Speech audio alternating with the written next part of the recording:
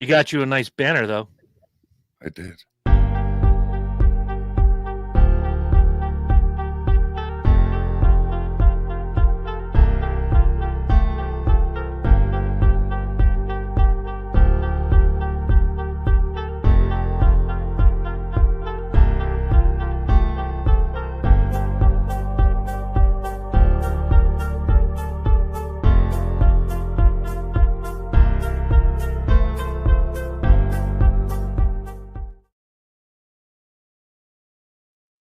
She named me down there, Walter Richard Petty, Rusty Awesome Bill, Irvin Gordon Earnhardt Spin, Johnson Jr.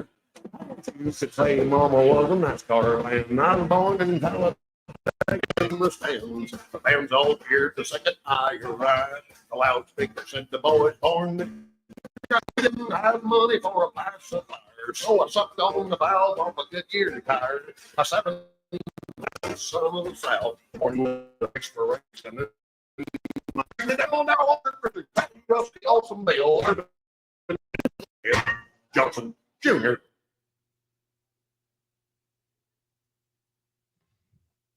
On a day where we mourn the passing of the 2023 season, and we raise our hearts in 3 months for the start of the 2024 season. This is the part where we celebrate championship weekend.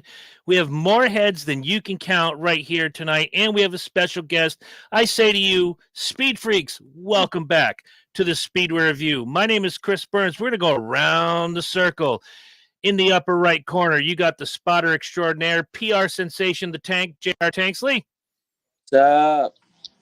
You have Stat Boy extraordinaire and the Billy Crystal lookalike. He is Stat Boy, Corey Huffnagel. What's going on? In the bottom square, you have a former member of the Speedway Review team welcoming him back for the first time in 2 years for championship weekend. We welcome Mike McMahon. God be praised. Good to be here, Chris. Currently driving, talking, and smoking a pipe at the same time, it is the skipper, the one and only, not the one you're thinking of, Mr. David Duke. Good evening. Good evening. How's everyone tonight? Glad to be here. I love the way you do that. It's just like so debonair. In the top left corner, the producer extraordinaire, the man with no hair, and the best barbecue chef north of the Mason-Dixon line, it is Big Herm Michael P.S. Herman. Hello, hello. And in the center square, our guest for the first 25 minutes, it'll be all about him, his team, his career, and if he wants to talk about canning, pickling, and gardening, he can. Owner-driver from the ARCA series, it's Big Willie Mullins. Willie, welcome to the show. How are you tonight? I'm doing great. Thanks for having me on tonight. Not a problem. If you could take a few minutes and explain to our viewers, looky here, we got one more from deep in the heart of Alabama, even though he hates Alabama football, as well he should. It is the medium show, the best chef south of the Mason-Dixon line. It is Torrey Calhoun. Welcome, my friend. Good to see you. Well, can't see you exactly at the moment, but good to hear you brothers' voices right now. It's great to have you back after a 3-week absence. Trust me, I'm tired of Christian Eckes asking me where you are in the comment section. For real, bro. Okay. Let's see here. It gets slightly annoying. We all love him, but he wants to know where you are. It is what it is. But Willie, going right back to you, I'm sorry for the interruption. Tell us a little about yourself and your career in the ARCA series.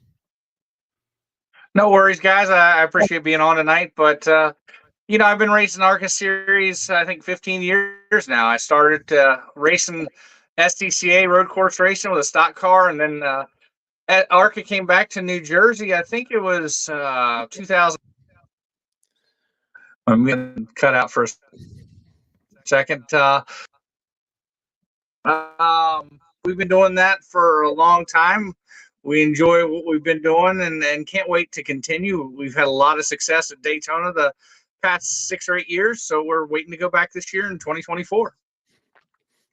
Awesome. And to take us back even further, and I know the guys are going to have questions. I have just a very few. Where did it all begin for you? There's at some point where you woke up one morning and said, this is what I want to do. Yeah, absolutely. So for me, it actually began when I was a little kid drag racing, right? So my whole family was nothing but drag racers for many, many years. My uncle won up there in Indy in a funny car back in the 60s or 70s, I think. And so it was kind of, I want to say, born and bred into me. We just worked on race cars my whole life. And one day I just decided to do something a little different. I'd been drag racing since I was a little kid. And when I turned 14 or 15, I enjoyed it, but I didn't. We went motocross racing a little bit, did that when I was a lot younger and got broke up like most people do, and decided to hop in a stock car. And SCCA gave us that opportunity. And we did that for 4 or 5 years, won a couple of championships over there, and traveled the East Coast, running every road course you can imagine.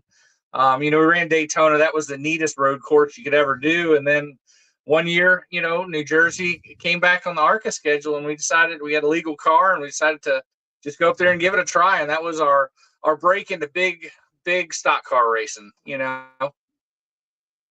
Awesome. And what, not that success, when you're a race car driver, you want to get in there, you want the success, you're battling each and every week, you're trying to do everything you can to get that car into victory lane. Is it the adrenaline or the success that drives you? I believe for me, it's just the work towards a goal. We build all our own cars. We do a lot of stuff in-house. So we have something we try to achieve every year. We try to go to Daytona. We try to win, right? We finished second back in 2018. So the only thing left there to do is go win, right? So we work our guts out starting back in October, building cars, getting things ready. And I'm still working out of my parents' garage. I don't want people to think we got some big shop or something like that. We got a good sized garage that we got these cars in that you can follow us on TikTok. I give a lot of people updates and show them around our garage. We have a lot of good success, and with that success and the people that helped me, over the years have elevated our program. We started out with Andy Belmont, and then we moved up from there. We went to Tony Furr, and then this past year we've had Kevin Reed. So, those are some big names in the NASCAR world that have been helping us and giving us the buddy deals so we can afford to do this and have good crew chiefs. And even, we've had some drivers at Bristol in our cars. We've had some good success with Mason Diaz and Landon Hamilton. Nice. We're going to start throwing it around the horn, starting up in the upper right corner. We'll go to the tank. J.R. Tanksley, your 5 minutes starts now. First of all, as you guys know, I worked with Alex Club this past year some. And actually, Willie is the one that hooked me up with Alex. I called Willie asking him, man, do y'all need any? He goes, we're good for the year, bud, but I know a guy that needs help. So he's the one that sent me to Alex. So, again, thank you for that, Willie. That was a fun experience. I really appreciated that. Good. And, Alex is one of the good guys that's small. When I look at Alex, he is who I was when I went to New Jersey that first time. We struggled to have we had a Harbor Freight toolbox we rolled in the garage area. We had barely enough tools to do what we were doing. We didn't know how to set up a car, and that's just how we learned. Alex is doing the exact same thing. And he's one of the guys that I'll try to get some tires to when I can, or he's one of the guys that I look like who I was when I started, struggling to make a race, struggling to do it right. But he's working at it. His stuff's getting better looking every weekend. He's finishing races, and that's all you can hope for. And that's why we run a limited schedule, so we can do a little bit better, but continue to try to support the series all year. All right, Willie, I know this is going to kind of jump the gun a little bit, but who's going to be driving for you at Daytona this year? Well, we don't have anybody yet other than myself. I'll be in the 3-car like normal, and we have a couple people that are talking with us right now. The seat is open. We're hoping we can find somebody that wants to jump in that car for the race. Once again, I'm hoping to work with Alex again to use the 03 like we have in the past 2 years and try to get him some good finishes with that number. All right. That's pretty much it for me. As a lot of you guys probably haven't seen Willie's TikTok page. I follow Willie on TikTok. Some of his stories on there are hilarious. He sometimes has has the don't give a shit attitude. He'll just tell you how they are great. It's kind of fun. And that's what's good about social media nowadays, and TikTok has given me a voice, right? I'm a guy that's I don't want to say I'm stupid, but I ain't the smartest one out there. But TikTok has given me a way to show what we're doing, give me a voice of show our fans how we're putting this together, to load the trailer in the middle of the night, to get to the race and have fun doing it the best we can, and have the fans actually feel a part of what we're doing. And it's been great. So we can't wait to show more as we're getting ready for Daytona this year. Oh yeah, I mean, in the videos, I mean, you can see cars just lined up down both sides of the shop. He's got them sitting in the middle. So, hey, in some vids, it looks like they're stacked on top of each other. I mean, the thing is just packed full of race cars. Yep. That they All are. right, do we stop? Are you all set with all your questions, JR? Yes, sir. All right. Well, I'm going to say hello to a couple people in the comment section. Hello, Terry. Hello, Jay. Hello, Gage. My man. And hello to TJ Peters, regular contributor to the show, who has not sent me my at yet. And he has a third nipple. It's on the back of his neck. So now we go to Statboy Kari Huffnagel with his barrage of questions. Okay, so Awesome. all right. So Willie, so I know that you've raced at Daytona a couple times. I want to take you to one race when you finished second back in 2018. Describe to us, what that race was like, and was there like one point in that race where like you had a shot at winning? Well, the biggest thing, so that race was one of the longest races I think ARCA's ever had. I think we were in the car 4.5, 5 hours for that 200-mile race. That thing had 4 or 5 red flags. I remember sitting on the back straightaway and just, you're taking it in, right? You're under the lights. This race is taking forever. You're sitting second place under that last red flag, and you're starting to really absorb what's getting ready to happen. You're hoping somebody's going to be behind you that's going to help you, right? The super speedway race and restrictor plate racing, you got to have a partner. Well, when we went to go line up, all we had was Venturini cars all around us. So we kind of knew we were outnumbered. We had Michael Self, he was on the inside. He started right there at first, and that was Kevin Reed's car that year. So it's kind of crazy how in 2018, I was racing the guy that's helping me now. So it was one of the biggest surreal experiences when you're rolling around under that, because there were so many wrecks, right? You had cars flipping upside down on the side down the back straightaway fence, and you're diving through that stuff. And then there's cars running over top of you. And it was just one of the craziest experiences that I've ever had.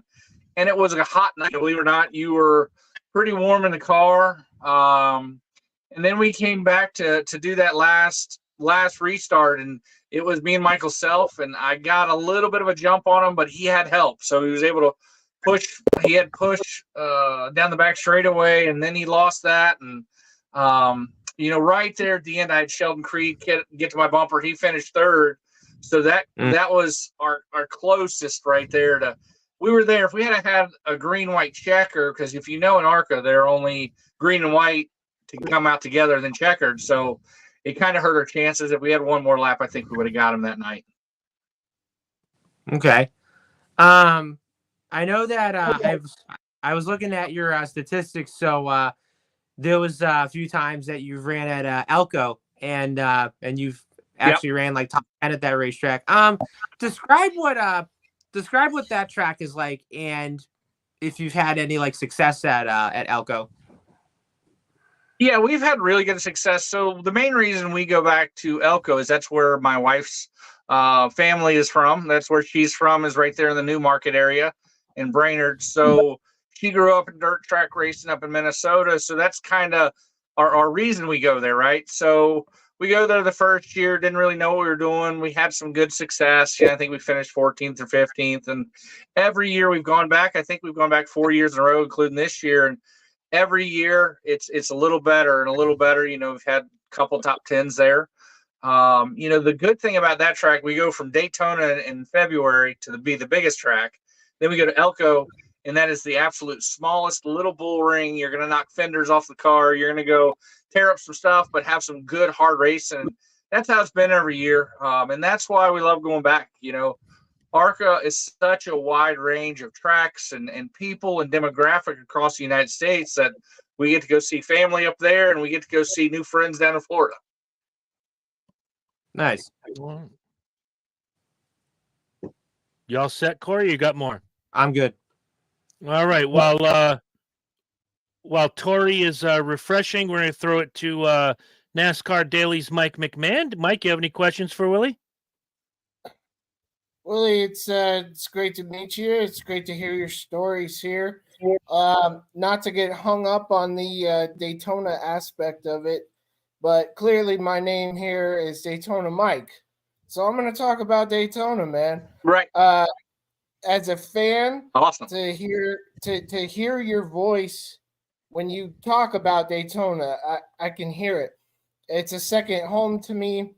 Yep. Even when there's nothing going on at the track, I can feel the energy of it just sleeping, and it's waiting to be awoken. I get passionate talking about it. So my question to you would be, from a fan to someone who's on the inside, what does that feel like to you, just being there on the other side,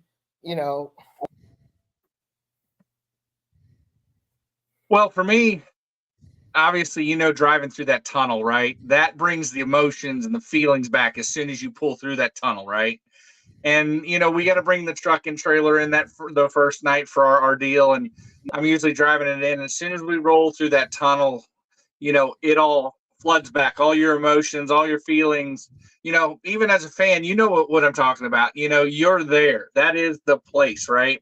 And then you pop up over that tunnel right there as you come out, and then you look up to your left or your right, and you see all the track. And the first time I went through there and you look up to your right, you can't believe you're racing up there, right? You're racing up there on the high banks of Daytona.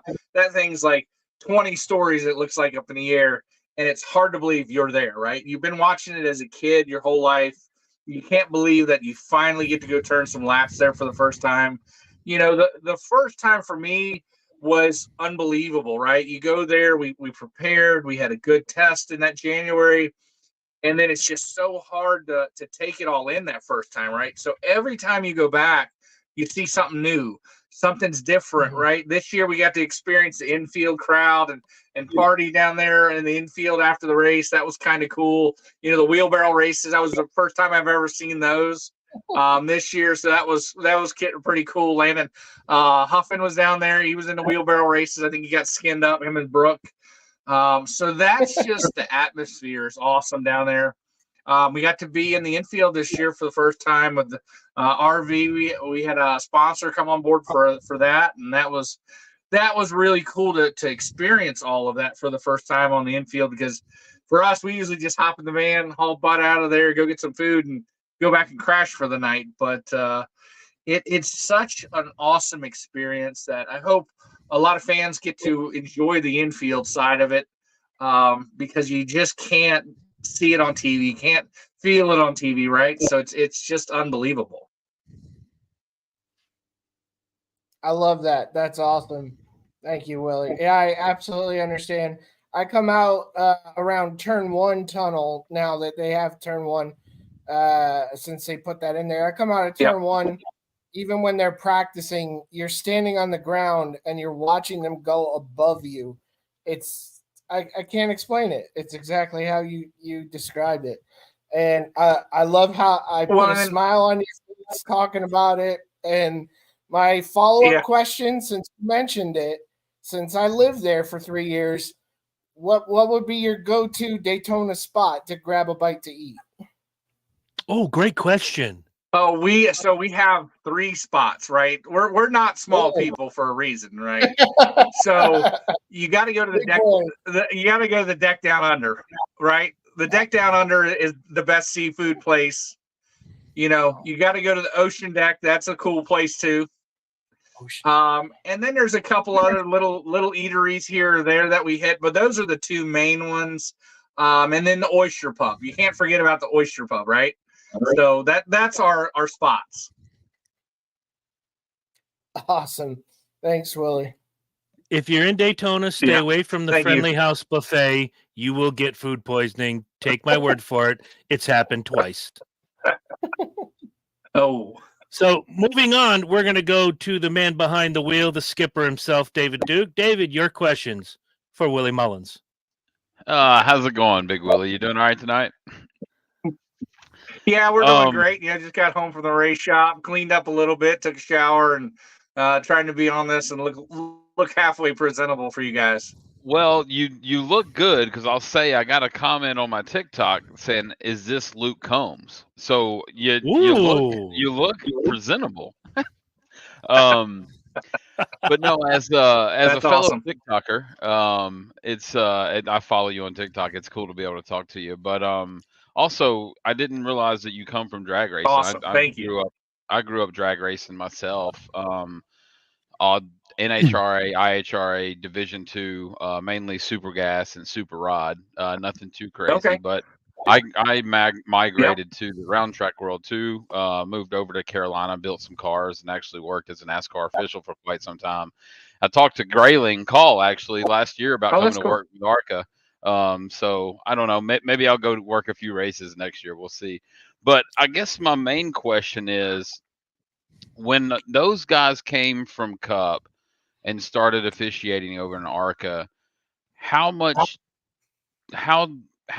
trouble did you have, or how much trouble was it getting used to the way that they wanted to run a series as opposed to the way ARCA had been running? And then you got a big influx of Cup guys coming over and flexing their muscles. How did that transition work for you guys? Well, it's good and bad, right?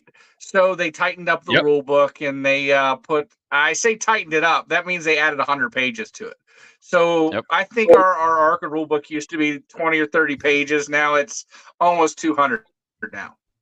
But saying that, I think they just cleaned up a lot of the gray area with that stuff. The Ilmore package, you have 3 different motor packages. That's a lot of the rule book right now. We're having to do some updates with the seats this next year, actually.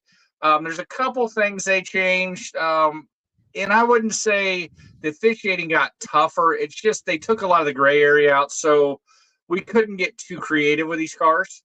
But that's also good, right? So they went to this new spec body. 2018 was our first year with that. So they didn't want these people modifying these bodies, chopping them, moving them around a lot, putting a lot of Bondo in them. So that's why I think it's good that we had a little bit of NASCAR influence, but they haven't really busted us really hard or done a lot of they'll usually still work with you, right? They'll come up to you and say, we don't like this, just don't bring it back, right? So it's been really good in that instance. Don't do it again. And I refer, if you look back to NASCAR and you watch some of the Jeff Gordon documentaries, right? Back in the late 90s, mid 90s stuff, that's how ARCA is right now. These guys are going to work with you. They're not going to find you a ton of money. They know you're trying to skirt things here and there, but they know you're not trying to blatantly just blow by the rule book. So there's a lot of give and take with those guys. I appreciate that with Grayling. Grayling's been a good guy to me. I've gotten called in the trailer a couple times, and he's like, just don't bring it back. Because I would be like, Grayling, you going to find me today or no? He's like, well, we'll talk about it later. So I enjoy those guys. And that's why we raced that series. I wouldn't be there if I wasn't having fun, and I could banter back and get forth with the officials, with Bobby Thompson and Grayling. These guys, they have a hard enough job trying to keep up with everything that's going on. I'm not trying to make their job worse so they come down on me harder, but I'm going to definitely keep them honest, just like they keep me honest. Fair enough. How many cars did you say we're going to have at Daytona this year? You said you're going to have the 3, and then you're looking to fill 2 more seats, right? Yeah, we're going to have either 1 or 2 more cars that we're hoping to put some other drivers in. So we're always open to opportunities. usually go to the test with 3 or 4 drivers and then see who wants to come back from there and be part of the program for the race. So we're always interested. For me, I'd love to run 10 races myself this year, but we'll see how the budget goes and how much work I can run through the shop to be able to afford to do it. I always find it fascinating, the Brayton Lassiter story of he just messaged you off of TikTok and all of a sudden he was down at Daytona testing and then bam, he's racing. So that's always a fun story. I always like to read that and think, man, that'd be cool as hell. Just have that kind of gumption when you're 19 to just send the email. Yeah, and that's what we are. We make ourselves very easy to get a hold of, right? So these kids that are maybe out in the Midwest or the South or something like that have been running late models, that have been doing all the things that you need to do to get in a seat of one of these cars at Daytona, they can send us an email, send us a resume and say, hey, can we do it? And then we're like, yep, or no, and get a little experience here or there. And it worked out for Brayton really well. We're very happy that he's moving on with his career and he's gone to some other teams. And we're looking to fill that seat this year for Daytona since that's open, and we're hoping maybe there's another successful story that comes out of it this year. Well, I know a guy. Yeah. I'll be down there this year, probably for the ARCA race too. I'll look you up and come say hi to you when I'm down there, man. Good to talk to you. Absolutely. Our trailer's always open. There's always plenty of food, so stop on by. Introduce yourself, and we'll try to have some fun. 10-4. Thanks for talking. Awesome. Moving right along to Big Herm. You got any questions for Willie as we go along? No question. I'm not that deep as everybody else here on the panel. Yeah, my questions usually they happen on a fly, but like I don't have anything specific I could ask him that I wouldn't feel probably dumb asking. That's all right. Hey, there's no such thing as a dumb question. Only the idiot asking them. That's right. Yeah, I just prefer to listen. It's easier for me to educate myself on what the fuck's going on by just sitting here and shutting up and listening to everybody else's questions get answered. So as we're moving to the 8:30 part of the hour, Willie, is there a lot you want to talk about? Like just riff for your own well-being for the next 10 minutes, sponsors, what your plans are for the 2024 season, things that wow. I'm sorry, I left my tongue at work. Yes, things of that nature. Little tongue tied there. A little bit. Absolutely. If everybody noticed tonight, I think ARCA released their schedule finally for the next year. The big news there was no Pocono. A lot of people are talking about that. Good. Not being on the schedule. Good. I see Pocono's put out an announcement. So, that's crazy to not see Pocono on an ARCA schedule in a long, long time. So I have the announcement right here. We at Pocono Raceway understand our track sucks and we don't want racing here ever again. I hate Pocono. I'm sorry. I don't like Pocono. It's not a racetrack. It's 3 racetracks, trench coat, trying to get into an R movie. It's bad. I'd rather watch tennis than watch a Pocono race. Ooh. Hey, so it is pretty good. I went there once and it was not enjoyable for a driver. I was completely lost myself, and it's one of those things I'd rather see 2 Daytonas instead of a Pocono on there, right? Bingo. See, Willie Mullins gets it. Why doesn't everybody else? Pocono. Absolutely. Seriously? I mean, this isn't a hard thing to do, right, guys? It's just common sense and some more, I'm glad. I don't want to say I'm glad Pocono's not there because it is a staple, but I'd rather see something different. There's no Salem on the schedule this year. That's crazy, not seeing that. Only 19 races this year. They've definitely lightened up on that some. There's so many other great tracks that I think you guys. I'm sorry. Go ahead, please. There's so many tracks, like he was saying, that we could go to as a series that would be neat to see.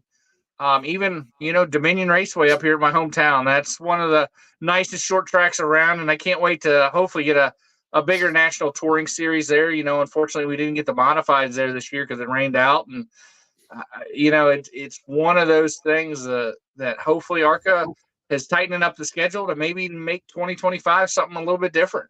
There Hey, you Willie, go. And so The to Pikes allow- Peak, it never rains here. here we go with the Pikes Peak again. Come on, I just Who want to. is somebody was about to throw out a question, but we had to get Tori in on this conversation too. Now that he's back, well, I was just going to ask Willie what he thinks about Nashville Fairgrounds possibly being on the ARCA Menards main series schedule. I love going to Nashville like it is. I don't want to see Nashville redo that place and make it all pretty and ruin the mystique of it, right? That place was my first start turning left, right? So I went from going to Daytona to going to there, and it is just a neat old track. It's one of the best places I enjoy going to, right? And I'm hoping they at least put it on the East schedule this year. So maybe we get a chance to go back there. There's a lot of cool tracks out there like a Nashville, like Elko, that deserve, some spotlight. all right. Now, welcome back, Tori Calhoun. Tori, did you have any questions for Big Willie? Here he comes. All right, cool. Yeah, sorry, I was just unmuting my mic. Honestly, the only question I have to ask is this right here. Being an owner and everything, is there one responsibility that you would rather have maybe more than once a year than the worst responsibility that you have? That's a good question. I don't know. It's one of those things that I think it's all just part of it, right? I'm used to a certain thing I got to do. The good thing is I have my wife right here beside me. She was the one that sent out all the information after I got in contact with y'all today. And, the best responsibility for me is putting these cars together. The worst is also putting these cars together because you're in the shop midnight, 1 o'clock, 2 o'clock in the morning, finishing them, and that's my responsibility. And having her doing all the social media stuff is made me look better, obviously, than I am. And then it's all a team effort. So I can't really say that there's a worst or better, but I enjoy putting race cars together. So I enjoy that part of it. But there's also the other side of it that I don't have enough time in the day to get them all done in time. I would have never thought of that. That's an awesome question, Tori. Yeah, that is. I mean, very unique. Nothing can take away from the adrenaline of being behind that wheel, wheeling that car around at high speeds. You talked about tracks you'd like to go to.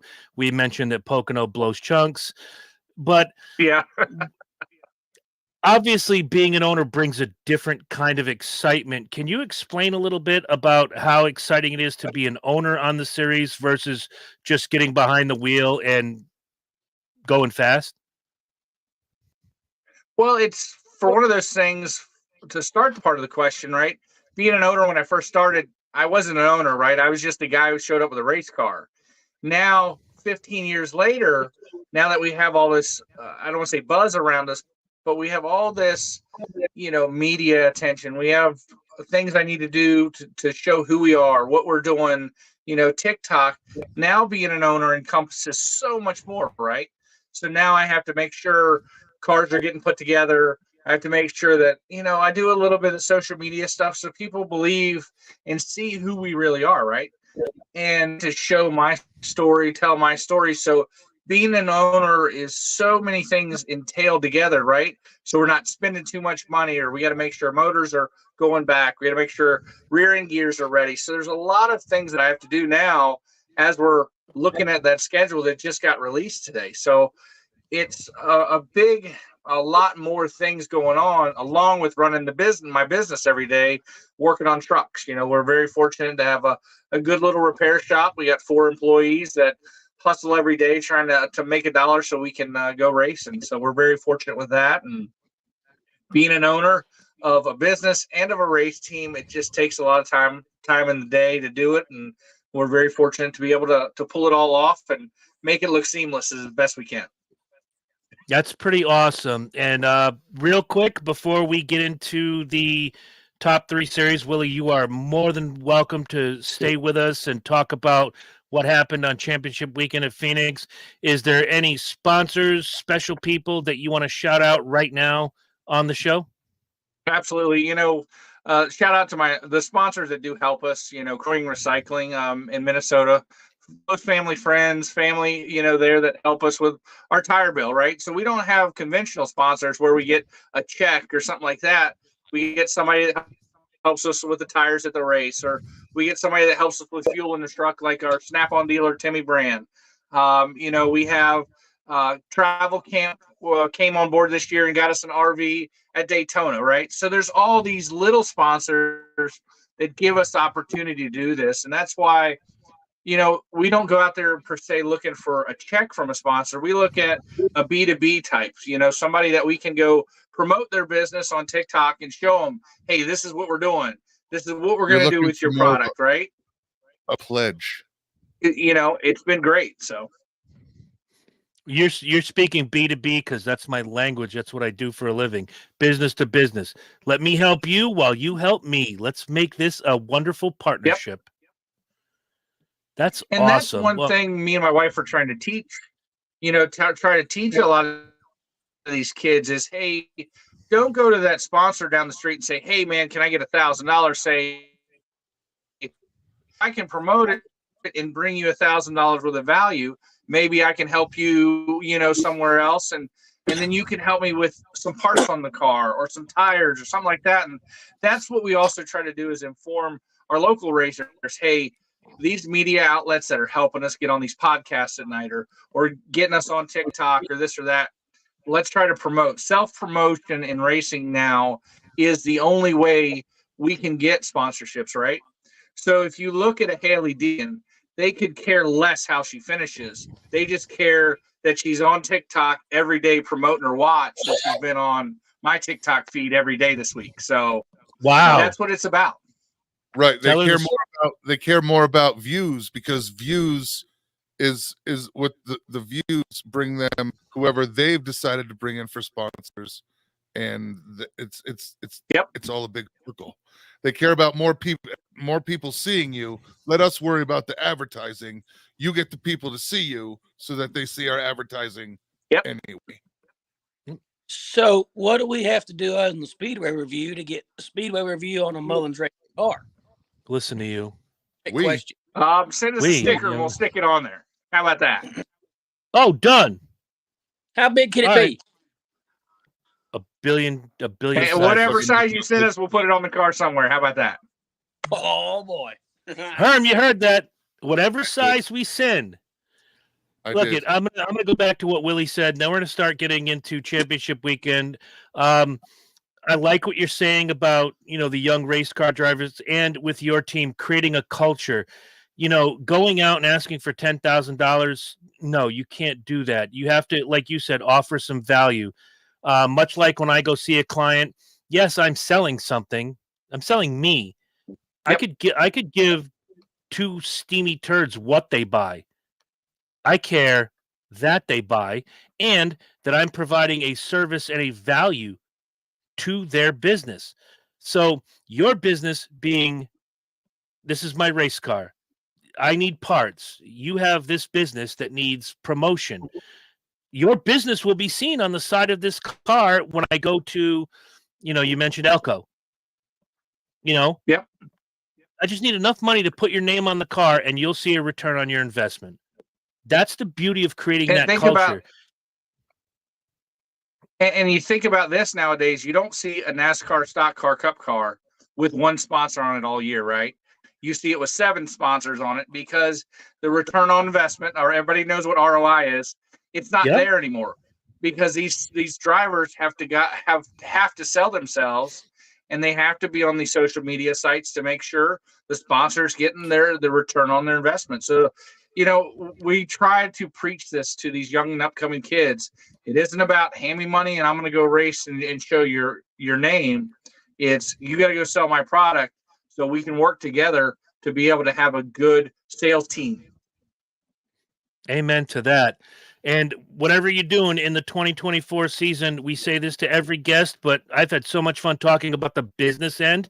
If you're free in the off season, I'd love to do an entire episode just talking about the business end of car ownership and being an owner driver.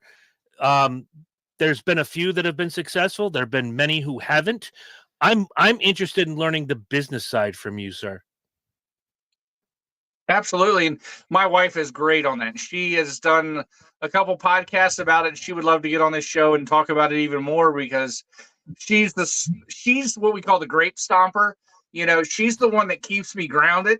Because if not, I would have been broke about 10 years ago and I would have spent every dollar I had to go run a couple races. So she's the one that says, no, we can't do that. She has chased me around the yard while Chris Wright, our series director, was on the phone trying to get me to go to a race. So that's what we try to do is she's my check and balances. All right. Sometime in December or January, Willie and Mrs. Willie, free access, man. We're going to talk about the business of NASCAR over the winter. We're filling up our weeks in the off season faster than we could get a handle. Chris, get a panel of small team ARCA owners and do the business end of how small teams survive. Jay, that's a fantastic idea. Thank you for bringing that up.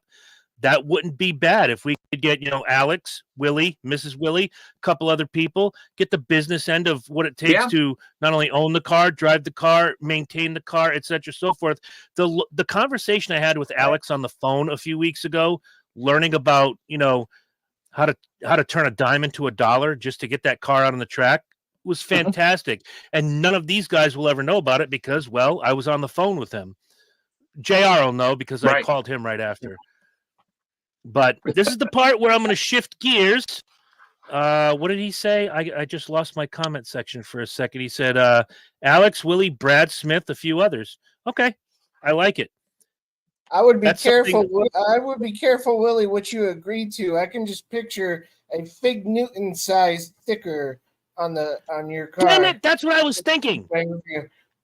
Absolutely. I would do it for the right amount of money.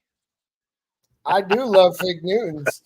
He did say he'd put the sticker on the car if we sent one. He said nothing about money. Herm, remember that. I'm going to send a respectable sticker. I'm not trying to take advantage of anybody. I know you're going to send like a rear quarter 6x6 or something. I was going to say we're looking at like anything, 6x8 max. Sure. Yeah.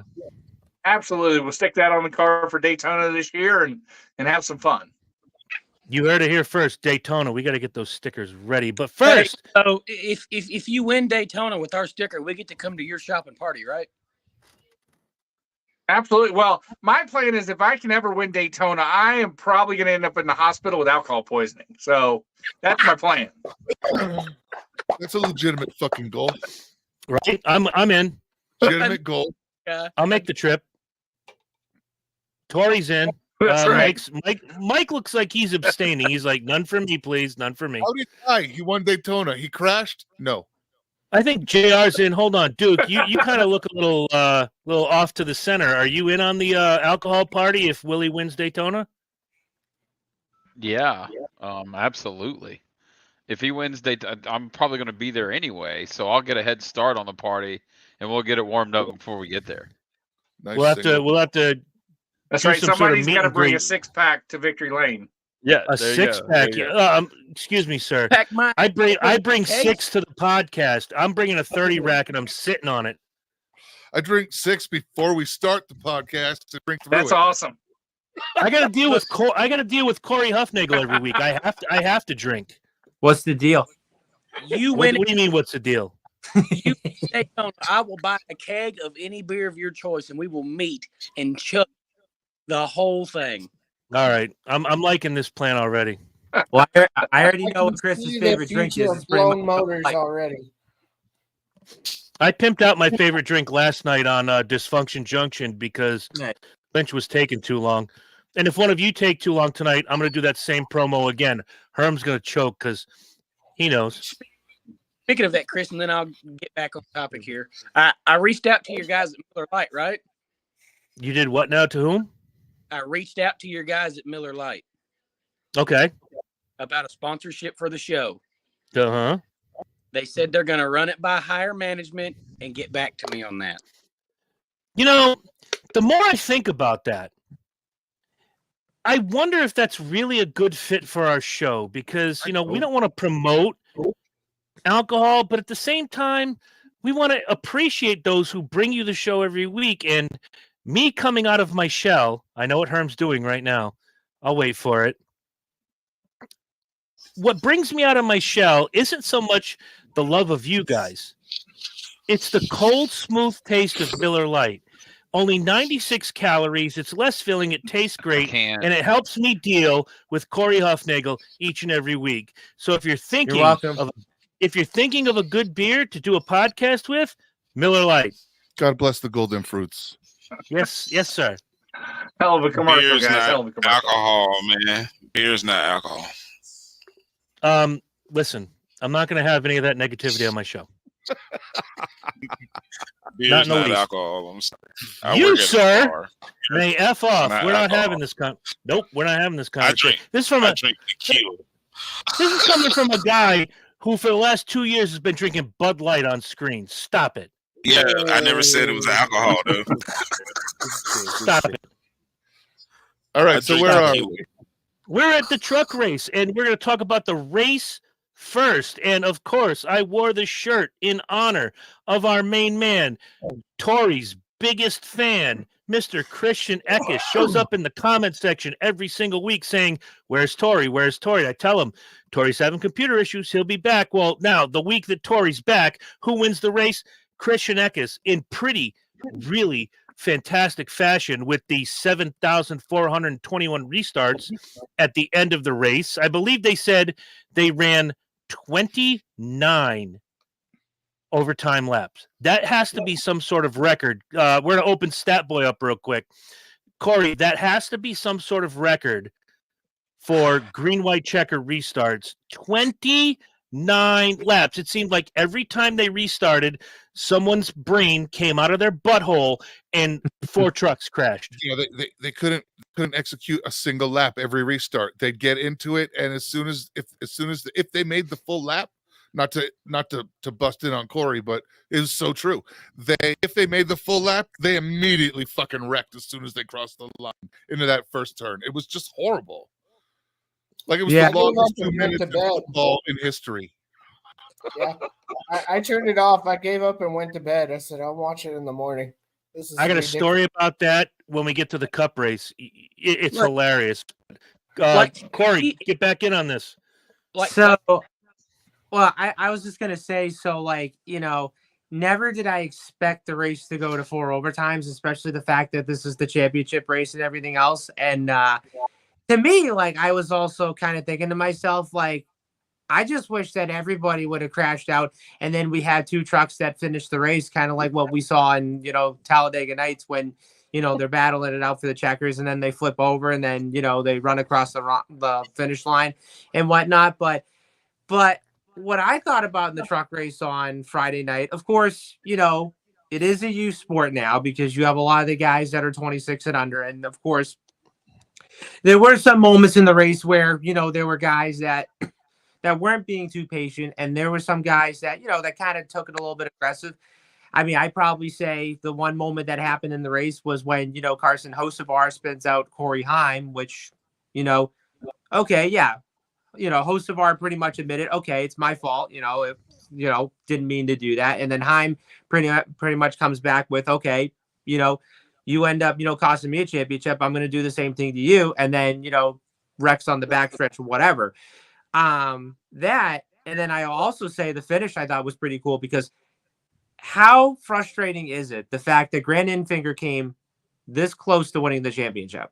He was only 1 position short on winning the title, and I got to tell you, like the adversity that he had on Friday, and the fact that he tried coming back through the field and then getting Ben Rhodes to win the championship. I mean, heck, I thought that was the best move of the race, and I was really hoping that he was going to win the championship, no doubt. And I do want to I also do want to give some love to Tori, which of course Christian Eckes did end up winning the race, and I was really happy that he ended up getting his 4th win of the season. And look, I'm going to say this right now.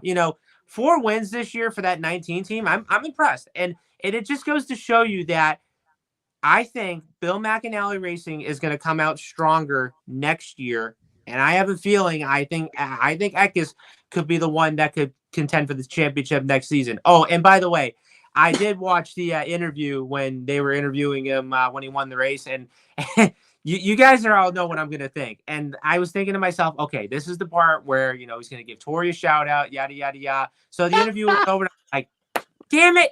I was waiting for him to give Tori a shout out. Come on now. But no, all in all, I thought the same exact thing. Exactly. But all in all, I thought this race was fun. I thought, well, of course, the wrecks, I don't think anybody would go to 4 overtimes. But no, honestly, like I thought this race on Friday night was great. And of course, and a great ending too, because I was really hoping that Enfinger was going to win the championship for sure. All right. Before we move on to how everybody feels about some of the ins and outs of the race, we're going to throw it to Christian Eckes' favorite podcaster, Tori Calhoun. Yeah. We were texting and I called you the other night, and it had to be fun for you to watch Christian. He got bumped from the playoffs, one by a penalty that was kind of his fault. The other one, I think NASCAR screwed him, but there he is, final weekend of the season. He wins and he shows the world why he should have been in the championship 4. Walk me through what you saw on the television that night, Tori. All right. First of all, what I saw was nothing but a bunch of orders coming on my screen that I had to feed some hungry people. Stop working the homeless shelter when the race is on. Hey, man, people got to eat, right? People got to eat. But it threw me off because I think I had you or JR, I can't remember. I didn't even know the race was on, right?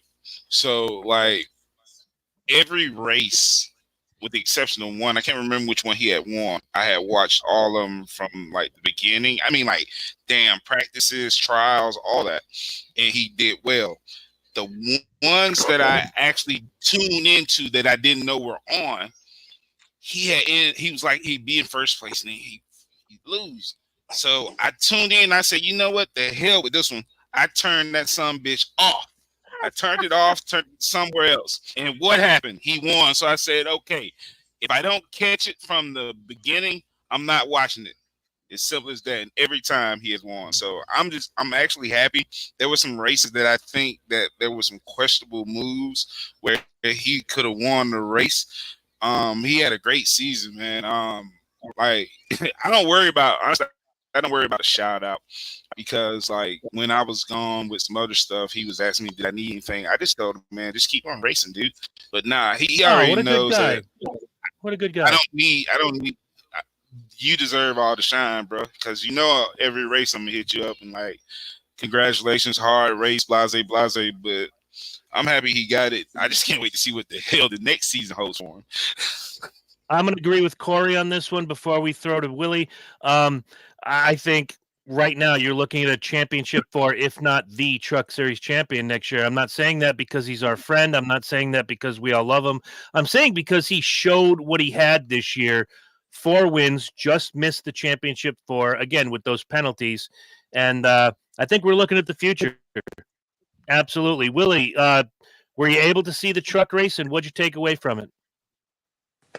Yeah, it's one of those things, you watch the truck race and you watch what happened with Hovacar and Heim, and it's like it's the same thing you see Saturday night. These kids are the buts, right? Yeah, but it's not my fault, or yeah, but I just ran into them. These kids have these buts, right? And we get tired of it at our local level because these kids that have no skin in the game, that their parents are paying for everything, and they just go run in the back of somebody, and they're like, well, I'm sorry I did it, but I'm going to do it again. That's the only thing he didn't say was, I'm just going to wreck him again and again and again. That's all these guys do, unfortunately, is continue just to wreck whoever's in front of them, whether it's a lead lap car or lap down car. So that's kind of one of the things that you see in the truck series. A lot of people bash ARCA on the websites and the podcast the next day. But look at the back half of the truck field. You know, they're pretty good weapons too, just like us. The one thing that what you just said is kind of something, and I'm going to throw it to Herm because when you brought it up, I immediately thought of Herm. When it comes to Hocevar, we've seen it more than once. Carson gets into somebody, he gets into some trouble, he puts on the show behind the camera, yada yada yada, and it's everybody's fault but his. Kind of reminds me of somebody, I don't know, Kyle fucking Busch. But having said that out loud in front of people, you know, at some point you have to take responsibility for what you've done. Thank you, Herm, for putting up the banner. I appreciate that. I love you forever. You've been my friend for 40 years, and I very much... Here it comes. That's the 40 years thing right there. If you're not familiar with it, get used to it. Dysfunction Junction, Tuesday nights. But, yeah, I'm going to steal that, by the way, the yeah buts. Yeah, but it wasn't my fault. Yeah, but he got it to me first. Yeah, but this. Exactly. Unbelievable. It's one of the things my wife came up with, the yeah buts. You know, these kids have yeah buts. And they're always, yeah, but they slowed up in front of me. Well, you still ran them over, right? Because you're the car behind that car. Yeah, but that person come down on me. No, you just weren't inside of them when they turned down, you know? So there's always the yeah buts. So, hey, if my phone cuts out, my battery's just about to die. So I appreciate you guys letting me be on the show tonight. No problem, Willie, and we'll have you back on soon. If you cut out and you have to leave, it's all good. We'll bring you back on another time. Before I throw it to JR, awesome. I just got a notification, JR. My Titan shirt has shipped, and the week after Kevin Harvick Appreciation Week, I will be wearing the Titan shirt to settle our bet. Nice. All right. Hey, hopefully it don't cut off before I say this. Just message me whenever you get time or your phone charges. Just let me know when you're available, and we'll get you back on, buddy. That'd be great, guys. I do appreciate it tonight. It's pretty cool. Absolutely. Yes, bring Mrs. Willie because we got to get the business end of the deal, bro. Yeah, I'd like to. She's got more hot air than I do, so she'll be able to talk a whole lot more than I do. And I'm not saying this to be rude. We're all men here. She's probably better looking than you. And speaking of better looking, we're going to go to the best looking guy on the panel. Duke, what'd you think of the truck race this weekend? It's not me. Man, I felt like I was racing in a C-Fix lobby in iRacing. I felt like I was watching a broadcast of a C-Fix lobby. It was pretty rough. But as rough as it was interesting at the end to watch Enfingers drive to get back up to be in position. Oh, yeah, because he had early trouble, right? Yeah. So as sloppy as it was, it turned out pretty good. I was okay with it. Touching on Hocevar and you're talking about Kyle Busch, that sounded to me more like freaking Denny Hamlin this year. There you go. Just always. I didn't hit him. What the hell do you mean you didn't hit him? You doored the hell out of the guy. But I don't know. Like, it's every driver that makes it has that part of their career. It seems to me that every driver that makes it has that part or that dynamic in their career to where, yep, they're going to run you over and they're going to keep running you over and there's nothing you're going to do about it and they're going to keep doing it and they're just going to keep saying sorry, but whatever. But they're going to keep moving up. So you got to keep, you got to deal with it. Yeah, they do it until somebody else comes along that consistently starts wrecking them and putting them in the same hot seat, and all of a sudden they have to make life changes. Oh, you mean like Joey Logano? You mean like Joey Logano when he was hitting Matt Kenseth all year, and then Matt Kenseth said enough is enough, and well, I mean, we saw that in the truck race. That's the Mexican word. That's the Mexican word of the day is rectum. Corey Heim got tired of Carlos Hocevar hitting him, so he wrecked him. I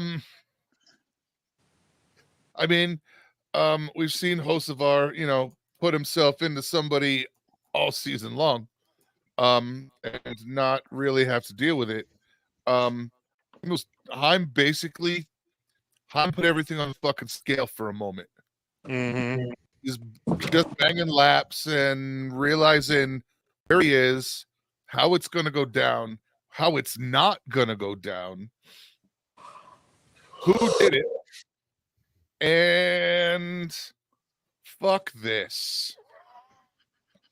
And he basically just put himself in a spot and didn't really care if Hocevar was there. I mean, agreed. We all heard him. He fucking ran the car stops, and you literally hear him. That was fair. Like, he knew what he'd done. He knew why he got wrecked. He knew what was up. Hey, Herb, not to interrupt.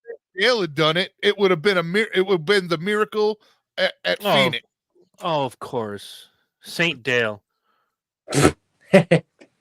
Let me read this before JR goes, and then we have to bring Mike in on the truck race before I read the finishing order, happies and sad, and congratulating the champion. Gage says, "Hey, Chris, there's a possibility next year I could be on for a couple shows, the Speedway review. I would like to talk NASCAR and drink beer with y'all."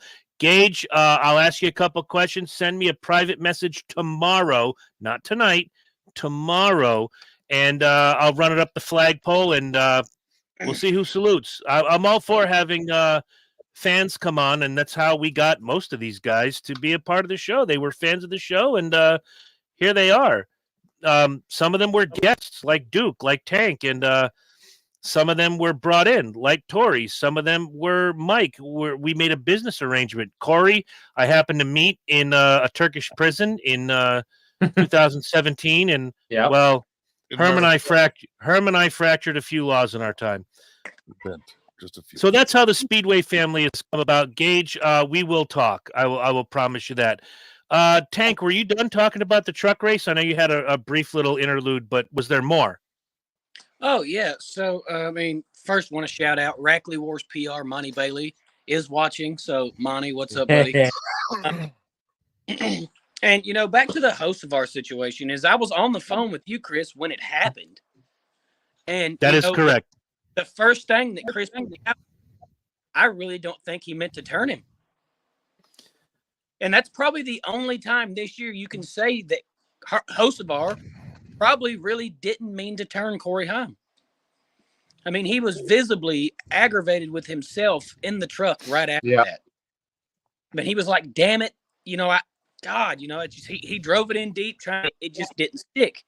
And, you know, the first thing he said on the radios is, guys, that's my fault. I'm sorry. I take full responsibility. And then again, when Haim gets him back, he goes, that's fair. And if anybody else has seen the video of Hocevar and Haim after the race. Yeah. So I did. Hocevar comes up to Corey Haim. Corey Haim's like, man, I don't want to talk. And Hocevar just grabs him and hugs him and says, man, that was my fault. I'm sorry. Go get him next year.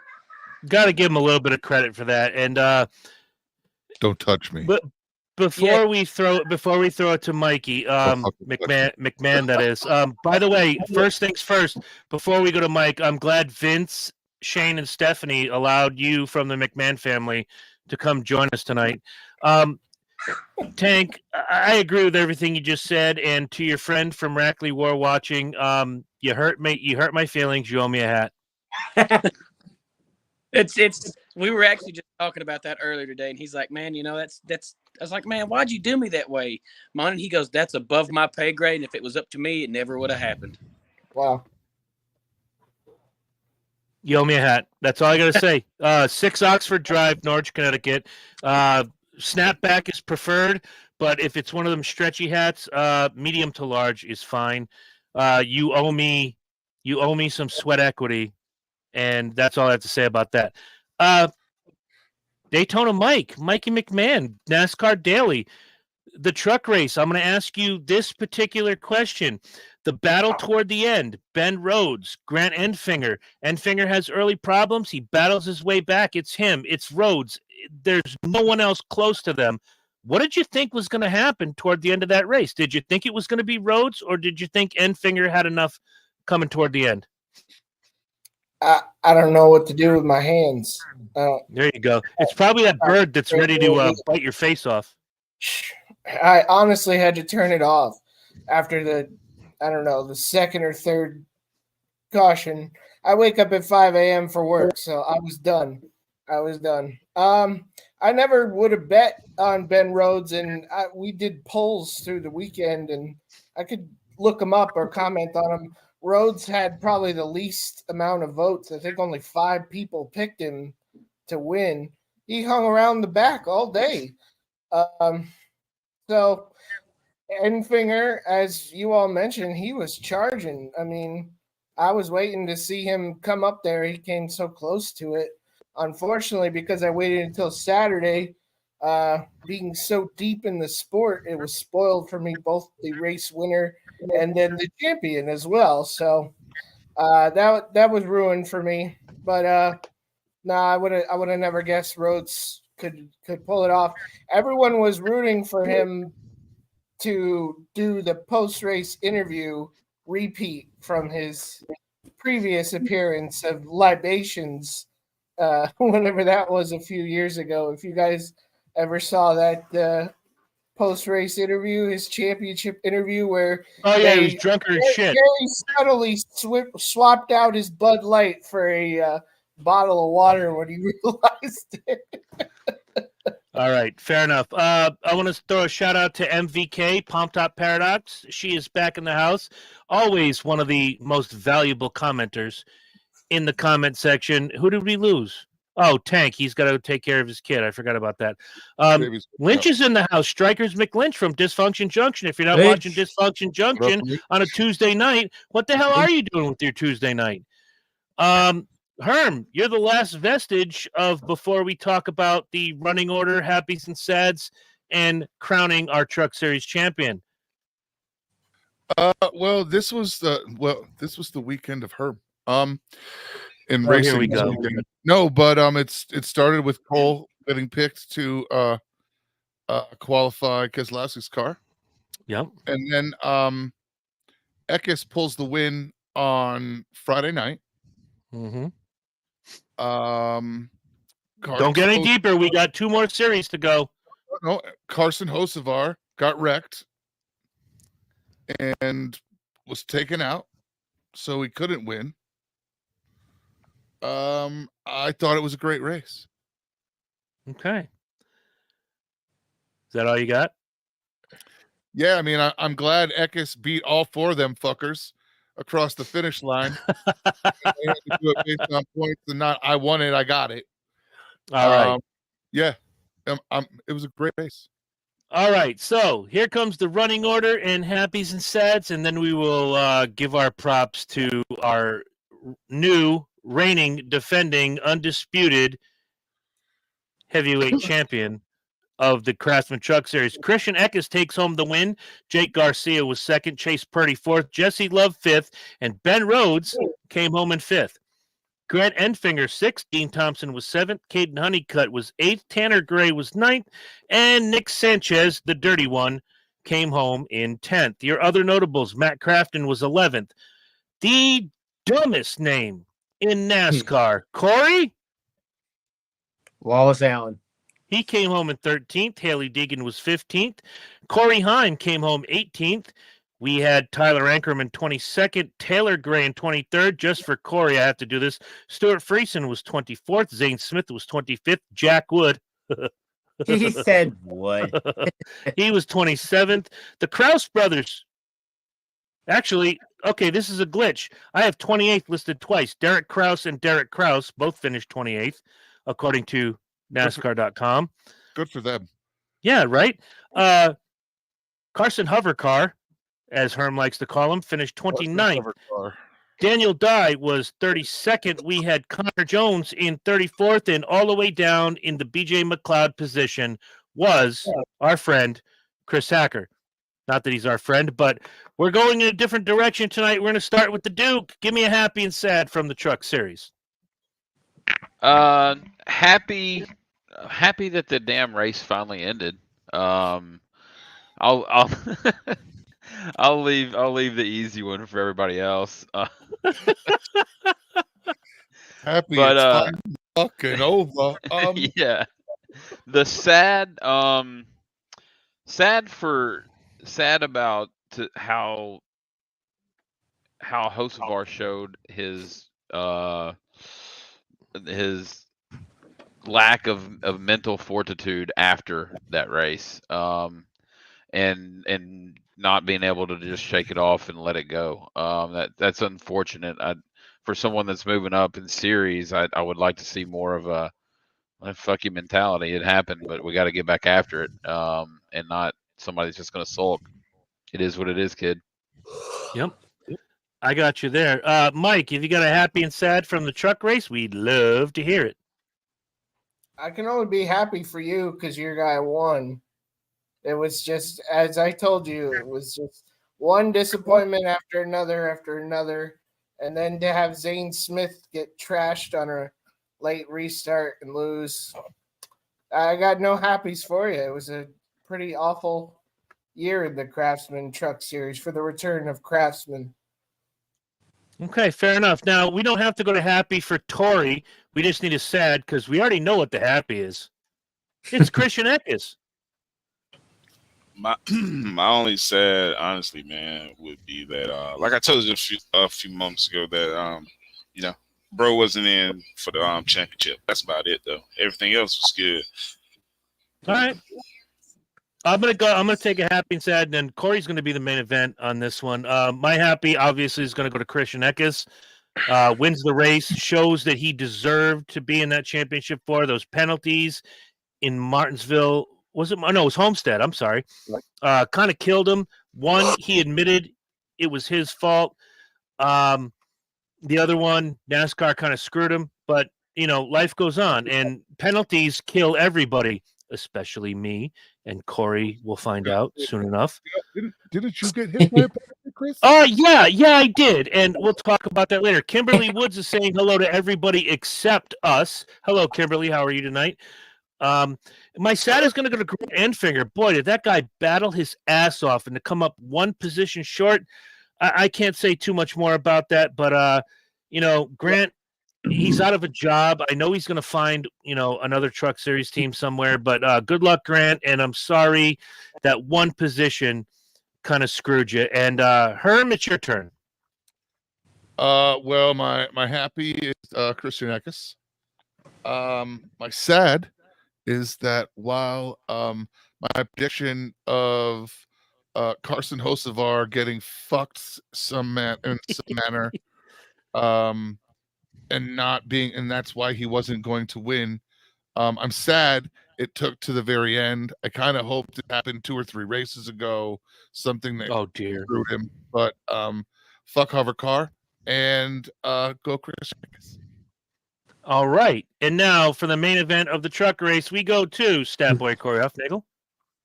Okay, so my happy, and this one I think is kind of a surprise, but I'm going to go with Chase Purdy finishing in 3rd.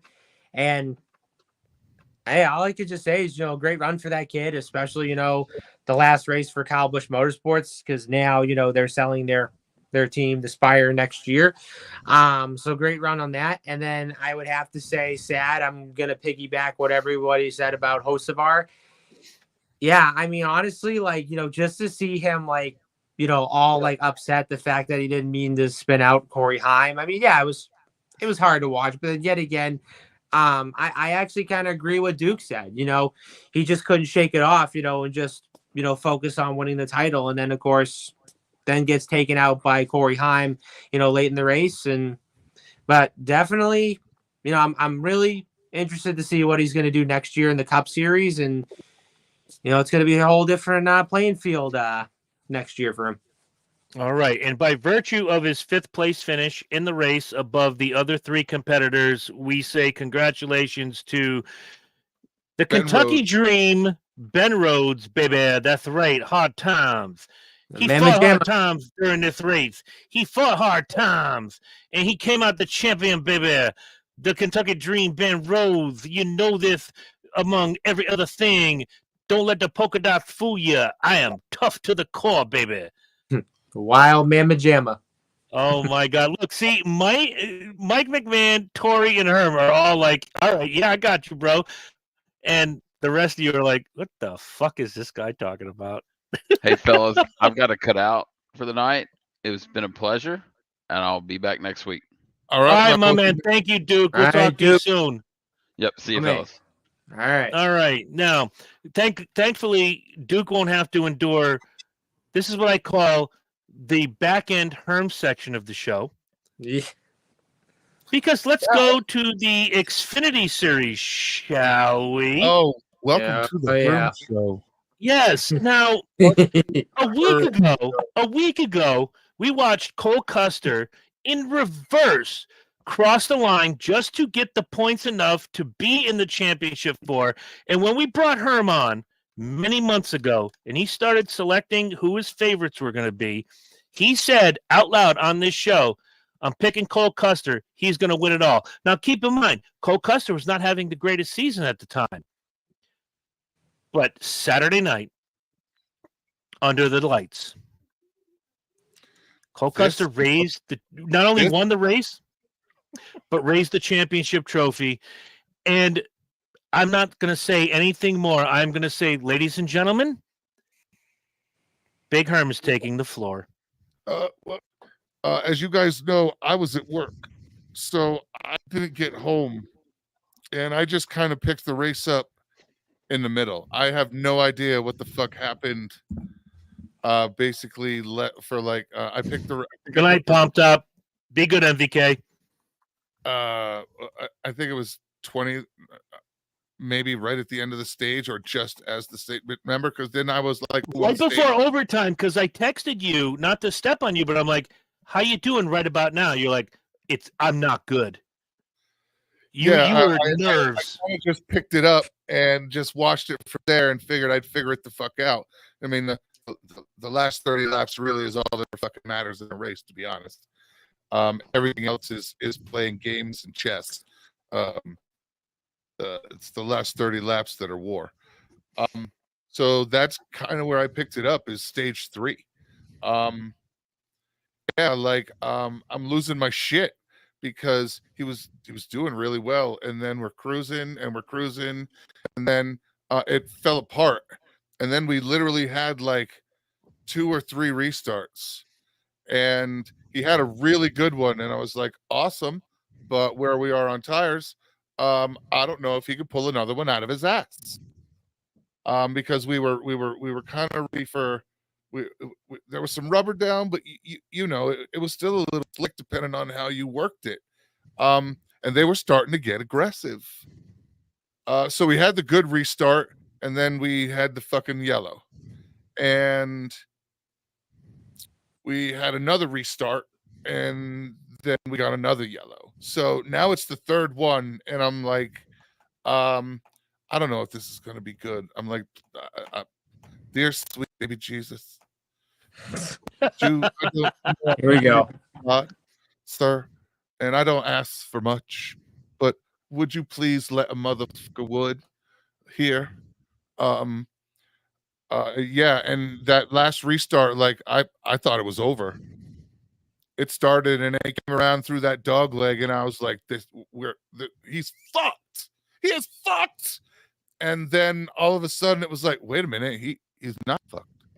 Wait a minute, he's out front. That side draft worked out so well for him. This motherfucker needs to hold it together for 2 laps. I lived laps. Not for nothing, Herm. I lived 1989. Corey's going to help me with these two. 2001, 2005, the Busch Series championships, and 2014. I lived those through Herm's eyes in those last laps, remembering Kevin Harvick and Rusty Wallace just trying to barrel ass their way to the championship, and not knowing. Everything's a not knowing thing. You don't know if you're going to blow a tire. You don't know if someone's going to spin you. You don't know shit. When that checker comes out, it's like all that weight comes off your shoulder, and you're just like, oh, I'll throw it. It's when it comes to your turn, Mike. I want you to talk about when we do the Cup Series, the Chase Elliott Championship, or Ryan Blaney, since you got the shirt on. Corey, since you root for 600 drivers, you've rooted for every champion since 1949, so it really doesn't matter. It's a lot like watching baseball. You never know until that last out is either in the glove or they swing or whatever the case is. To live vicariously through Herm's eyes was very, very fun. And he said it. He said it here 5 months ago. Cole Custer is going to be the Xfinity champion. And here we are. Cole Custer is the Xfinity champion. So now I'm going to throw it to Corey. Have you ever? Honestly, I'm going to say no. No, I have never. But first and foremost, I do want to say, Herm, congratulations on your driver winning the race and the championship on Saturday night. And when I saw that, I literally said to myself, I'm just happy that, Custer won the championship, to be honest, and again, Allgaier was battling for the title, and then you had Sam Mayer and Nemechek and all that. But something just pointed to myself. I said, I'd be happy if Custer wins the championship. And there was actually one part I was watching on Twitter. You can see Tony Stewart in Custer's pit box, and he was jumping for joy when he saw Custer winning the race and all and whatnot. But I would have to say the Xfinity race wasn't as bad as what it was, in the truck race on Friday night. But man, I would have to say that 3-wide battle for the lead in overtime, that had to be probably the most highlight, of the Xfinity race on Saturday night. But man, Custer pulled it off at the right time and ended up getting the win. Absolutely. Mike McMahon, the Xfinity race, I thought it was exciting. Obviously, Herm thought it was exciting. Corey's had his say. Tori's going to be the main event, so we're going to go to you. What did you think? And watch out for that eagle. He's going to bite your head off. Oh, Jesus. He's endangered, so I got to be careful. Oh, okay, got you. I could go to jail for messing with him. He's going to mess with you. Just talk. Let's give you an award for the Dusty Rhodes impression, first of all. I'll give you a quick story. Stay with us after the broadcast is over. I'm going to tell you a story. You're going to laugh your ass off. Remind me. Xfinity Series. I wanted to ask you guys, the biggest disappointment for trucks was I didn't get to see the true battle of who had the best truck, and that was the most disappointing part. You didn't do a happy and sad. I thought you did. Yeah, I know. I realized it, did get to squeeze it in there. God damn it. Because All I right, would have asked everyone, who do you think would have, in a what if situation, who had the best truck, who should have been the championship had that altercation not taken place? Neither one of them, in my opinion, were as good as Rhodes and Enfinger. But who had the best truck all night? There were two, Eckes and Enfinger. It's that simple. Sweet. Xfinity, again, Custer had the lowest votes. Again, Custer had the lowest votes. I couldn't say Allgaier actually had the highest. Everyone was saying it was Little Gator's time. I voted for him stupidly because we want to see him win it so badly. If you've been a fan of this series or you know who Justin Allgaier is, you want him to win it. He's been there so many times. They always hype us up. That's his best track. He's got this is his best track. Okay, and then I had a couple people tell me Sam Mayer is going to get his first championship. And I said, pump the brakes, man. This is a kid. Do we really want him, peaking so high so quickly in a breakout year? I'd be afraid to see a Sam Mayer that wins 4 or 5 races in 1 year and then caps it off with a championship. That guy would be invincible. So I think next year, maybe even 2 years away, he does get that championship.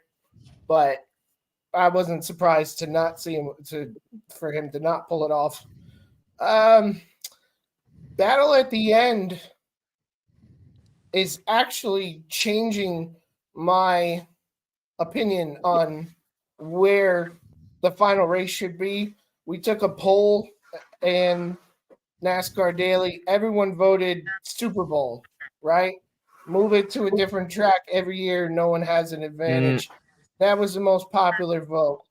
But to see, like Corey described it in the most perfect way, the restart, the 3-wide battle, was the bottom going to work? Was the top going to work? Who had the choose cone factor? I got a really cool picture with me in the choose cone at Homestead. So I love that factor coming into play. I hate custard pie. It's disgusting. I am the opposite of the Herm. So Herm is the president of the fan club. I'm number one cold custard hater from day one. Whoa! Uh-oh. Custard pie is disgusting. We're not talking about custard pie. He's the ice cream man. No, stop. We named him the ice cream man. It's not about custard. It's about cold custard. We're talking about ice cream, baby. It's all good. But thank you. I appreciate that. Don't worry about it. Everybody hates everything for a reason, like Kyle Busch or certain things. We're going to throw it to Tori real quick. Then we got to get into Cup and fantasy points because fantasy points.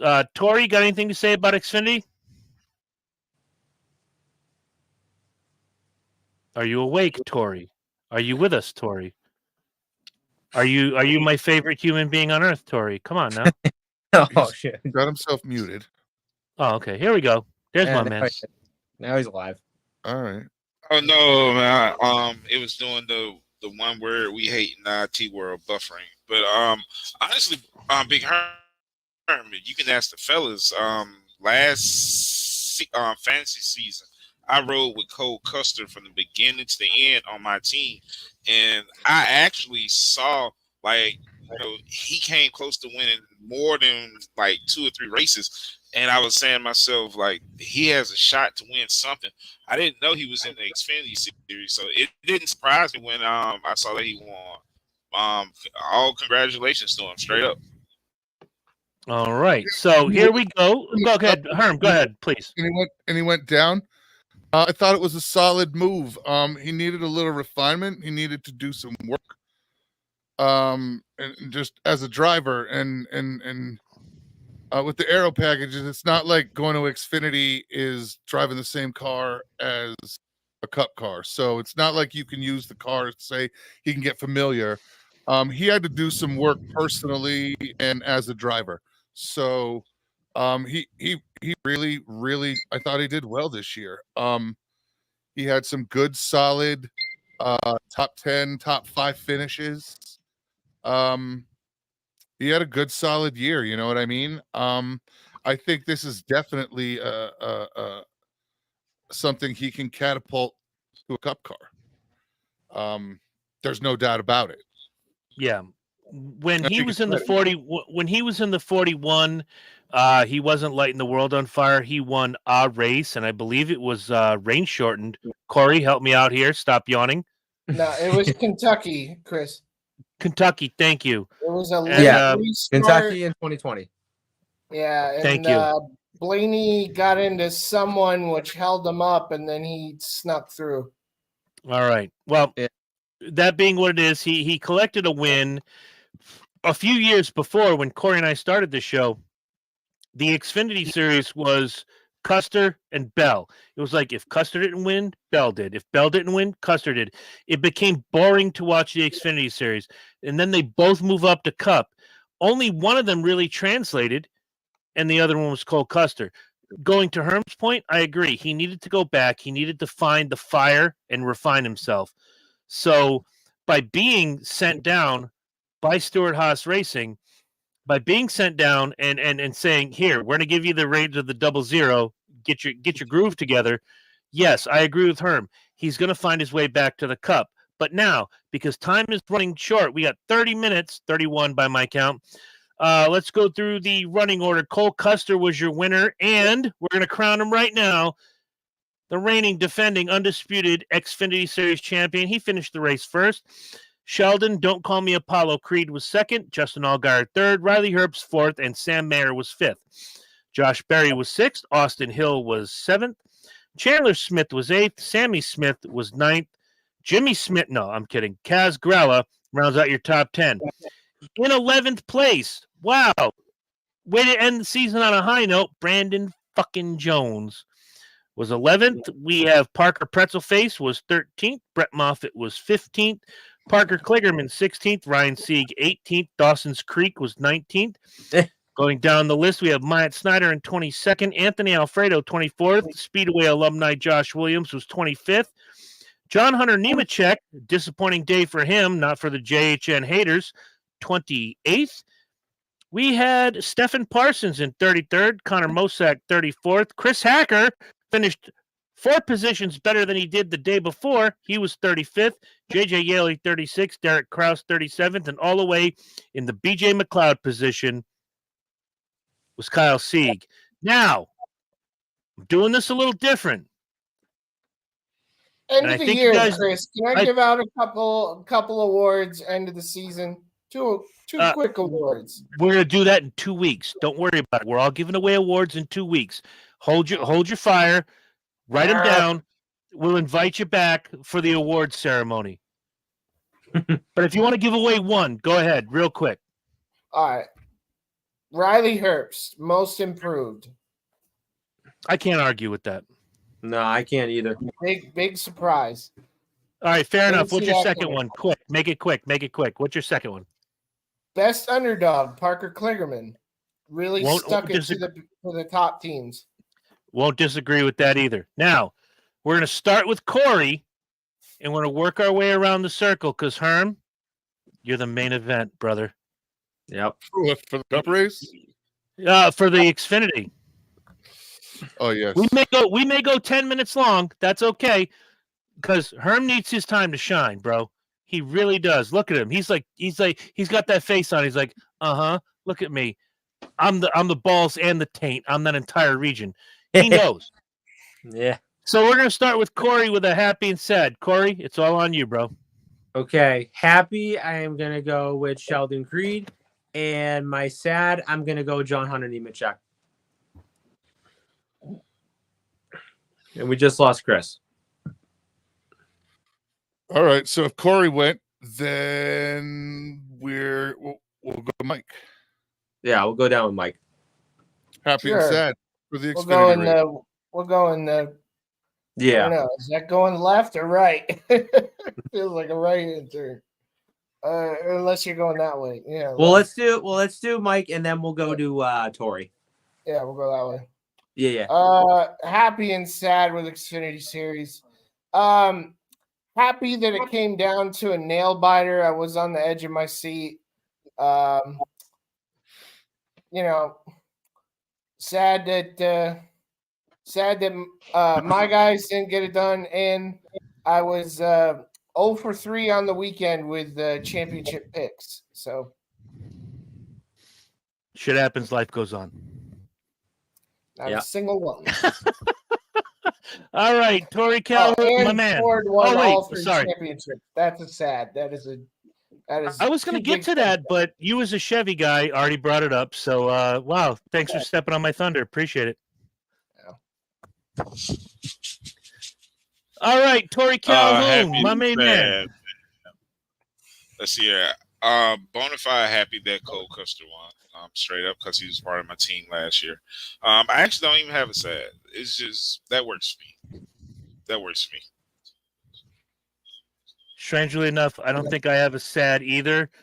That's kind of going to be my shtick. Damn it. Well, give me a second. I got 2 happies. Actually, I have 3. I am actually herming it tonight. Oh shit! If you're a fan of Dysfunction Junction, you'll know what herming it means.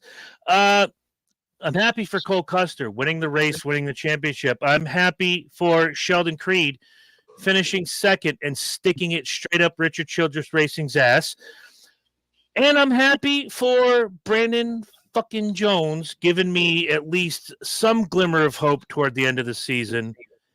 And now, without further ado, The man. the main event. Yeah. Big Herm, The Michael myth. P.S. Herman. I mean, I've got a couple of happies. Go ahead. I've got. I mean, it's the Xfinity race. It's Cole. He won the cup. He won the race. He won all the marbles. I'm really happy about that. I just kind of had a gut feeling mid-season when I started the show, and it kind of played out, and it was kind of nice. I spent an obscene amount of money at See, time out. It's I want you to tell the viewers what you purchased today. I want you to tell everybody what you purchased today. okay. I got I got the championship flag. Basically, what you see behind me is the picture of the flag that I bought. I got the flag. I bought his solo shirt. I bought the championship shirt. I got a hat. Oh, and I bought the most expensive, the 1/24th scale, the Elite Series championship. Well, I bought two. One is the regular one, and it's just his season win and season car. And then the expensive Elite Series one is his Xfinity Cup championship celebration car. That's the hat, the two shirts, the flag. Don't say the dollar amount. Don't say it. Let's just say that Big Herm paid for his sponsorship next season. Watch the faces. I may have single-handedly sponsored next year's car. Watch Corey, Mike McMahon, and Tori. I want to watch their faces. Guys, I ruined him. I absolutely have ruined him. Yeah. He's one of us now, and he can't go back. Yep. This is like being a flat earther. You can't go back. You're in the cult. It's over. Yep. It's really freaking over. Are you drinking a Bud Light? No. All right. There you go. You can Pepsi. see that red, white, and blue, brother. No, I just saw the blue. He was gonna lose even more cool points with me for that. No. Pepsi's all right. It's a good in a Yeah. pinch. Anyway, continuing on with the weekend of Herm. You know, this can't happen next year. I'm really hoping that next year we have a little bit of a little movement in whose weekend it is. But damned if Ross Chastain didn't go out there and just beat the piss out of everybody involved. He did. Herm And picked Ross. Please. He caught a little shit for it, but and this is not throwing shade in any way, but our friend Christian did the same thing. He raced his race and really didn't care about the four, and nobody's been on nobody's said word one, and I'm not saying they should. My point is that they should get the fuck off of Ross's dick. He raced the race. He can win the race. Those other fuckers don't have to come in first. That asshole can come in second and still do what he needs to do. But yeah, I'm he didn't care winning about this the race. championship four at all. You're right. You're absolutely right. You know what? Fuck this. I'm beating all four of you assholes today. How do you like that? And everybody's mad. Why couldn't Ross say what Denny said when he said, "I beat all of your drivers"? Because Ross is smarter than Denny. Yeah. Ross doesn't need to see it. He did it. And it just So the went week. down. And I love how they skipped the watermelon smashing in Victory Lane. No, I was upset by that. I wanted They to didn't see show it. that at all. I think, Chris, I think Harvick should have, in his sunset moment, walked over to Victory Lane and handed Ross a bush to pass the torch. Here you go. He was involved. He was involved in the big Bush Light toast at the end. Ross was there. Ryan Priest was there. All the Yeah. SHR drivers were there. The crew, I but would've Ross loved to was have in seen there. that. It's on there on YouTube, but I think it was Ross's wife that filmed it. So don't Wow. quote me on that, but I know I had read somewhere that Ross was involved in it.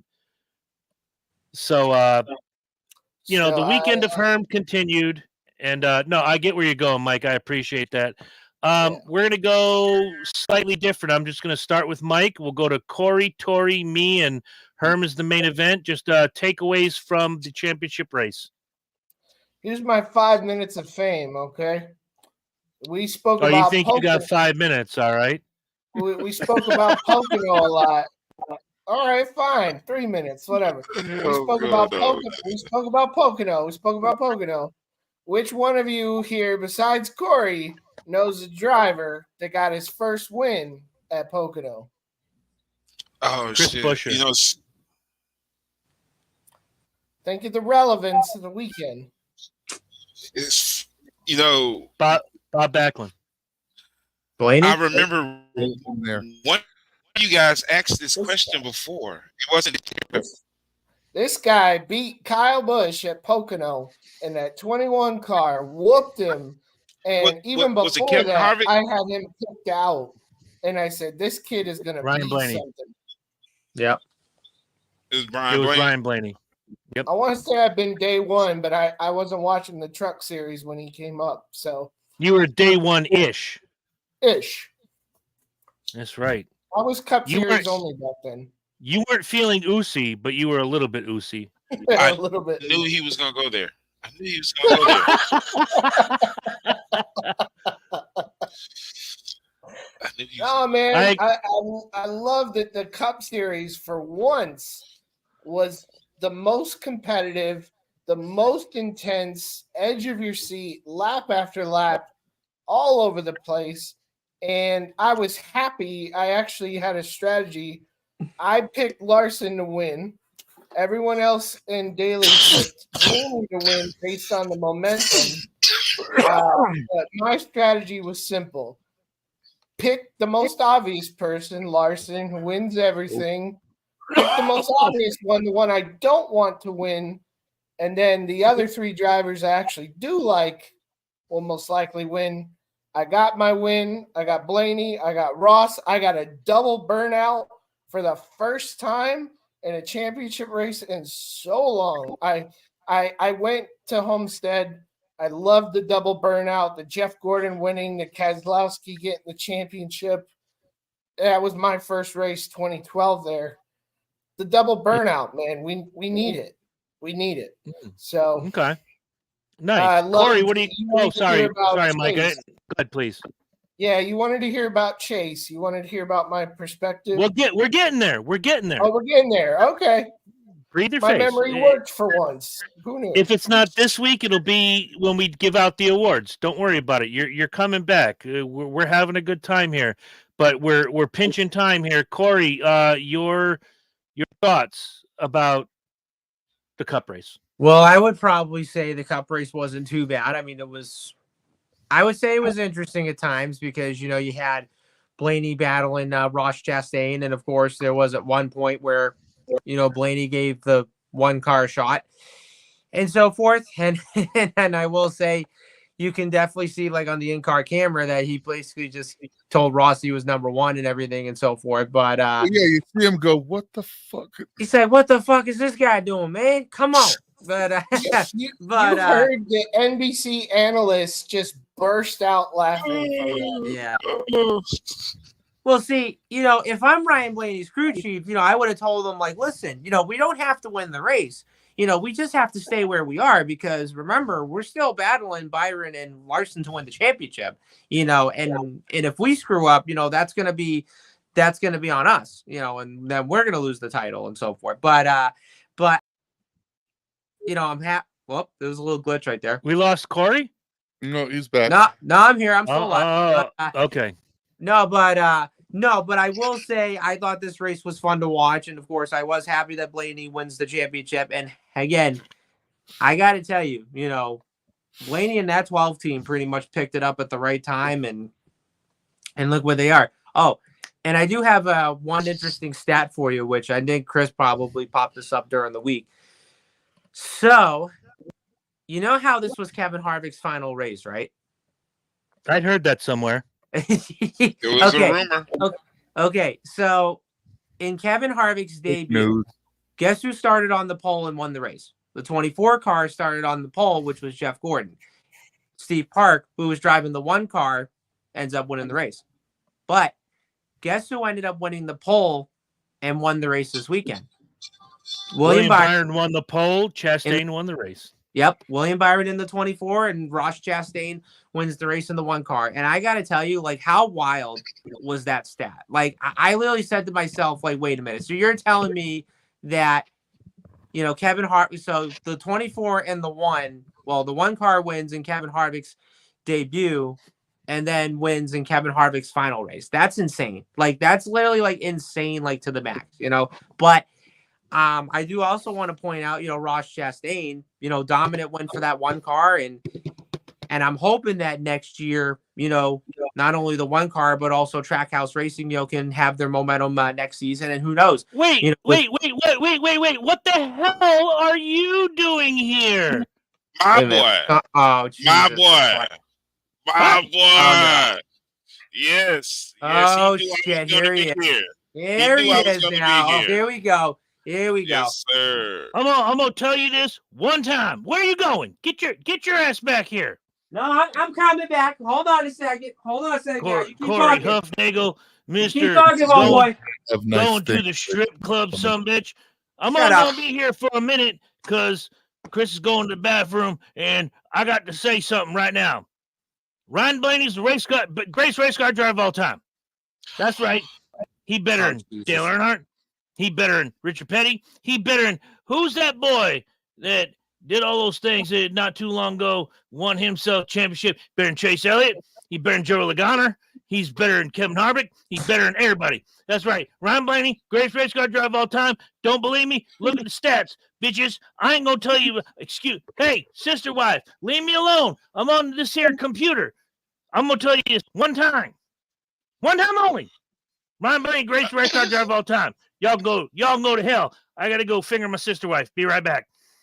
What the hell, man? I knew he was coming back. I knew it. Goddamn Cletus. Jesus. That damn Cletus. Corey, did you realize that the 1 car is the same car it was 20 years ago? It went from DEI to Ganassi to Trackhouse. Oh, no kidding. Yeah. That's what I like to point out about that is that, the 24 car is a 24 car. I mean, it moved around to the 9 or whatever. But, right. Same 1 car. Same guy who ran DEI is over there at Trackhouse too. Oh, wow. Okay. Yep. Interesting. Guys, I apologize for that. No need to apologize. You gotta apologize to my mom. Why? She know Cletus? She no like the language, buddy. Well, sorry, Mama Dukes. Yeah, Cletus is a little unhinged, but I like that car. That's sweet. So let's get through. We'll get through the. Listen, we got 20 minutes. Let's get through the running order. Let's get through the happies and sad. Let's get to the fantasy points, and let's get the hell out of Dodge. Ross Chastain, big winner of the race on Herm weekend. You know what? Next weekend I'm calling it Herm weekend regardless. Look at that shirt. It's so gorgeous. Ross Chastain was your winner. Ryan Blaney second, Kyle Larson third, William Byron fourth, and Chris Buescher came home in fifth. You have Martin Truex sixth, Kevin Harvick seventh, Denny Hamlin eighth, Michael McDowell was ninth, and unfortunately, Bubba Wallace found his way into the top 10. Your other notables, Daniel Suarez was 11th. Austin Dick Lips was 12th. Ryan Preece was 14th. Brad Keselowski, 15th. Chase Elliott, 16th. Joey Logano, 18th. Carson Hovercar, 19th. Ty Gibbs, 21st. We had Chase Briscoe, 24th. Kyle Busch, 25th. Going down the list, we had A.J. Allmendinger, 32nd. B.J. McLeod does not finish in the B.J. McLeod position. He came home 33rd. Ryan Newman was 34th. Austin Dipshit was 35th. Yeah. And finishing, unfortunately, in the BJ McLeod position this week was Christopher Bell. Starting with Mike McMahon. I want a happy and a sad from the Cup Series. Cup Series. Next level happy for Ross. Watermelon Man, been there. And how fitting is it that Harvick's last race and Harvick goes out, Busch goes to the driver who Harvick ran over at Darlington the day I became a Ross Chastain fan. Stop it. Stop Loved it. I stop it. love the symmetry of he's got to hand it over to this punk kid that he ran off the track multiple times. Hey, Corey will tell you. Corey will tell you. I was angry at Harvick that day. I went up one side of the wall and down the other on Harvick that day. Mm-hmm. So Yeah. happy as Ross. All right, who's your sad? I'm sad. I'm sad for Byron. His first appearance this season, he had. It looked like everything was falling into place for him. You know, always sad for Jeff Gordon. Always sad that 24 doesn't get a championship. There's not much to be. I'm sad. NASCAR is over, man. Good call. That was a great pick. Good call. Yeah. Tori Calhoun, happy and sad, my man.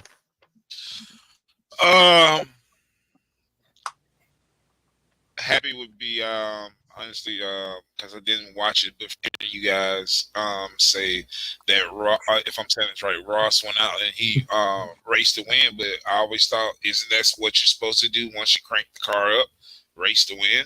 You know, it doesn't matter who's the top four. My job is to win this damn race, collect this check and this trophy. Sad would be have them. Don't have one. All right, Corey Huffnagel. Happy would have to go to Ross Chastain, and then I don't know. I'd probably say my sad would have to go to Christopher Bell.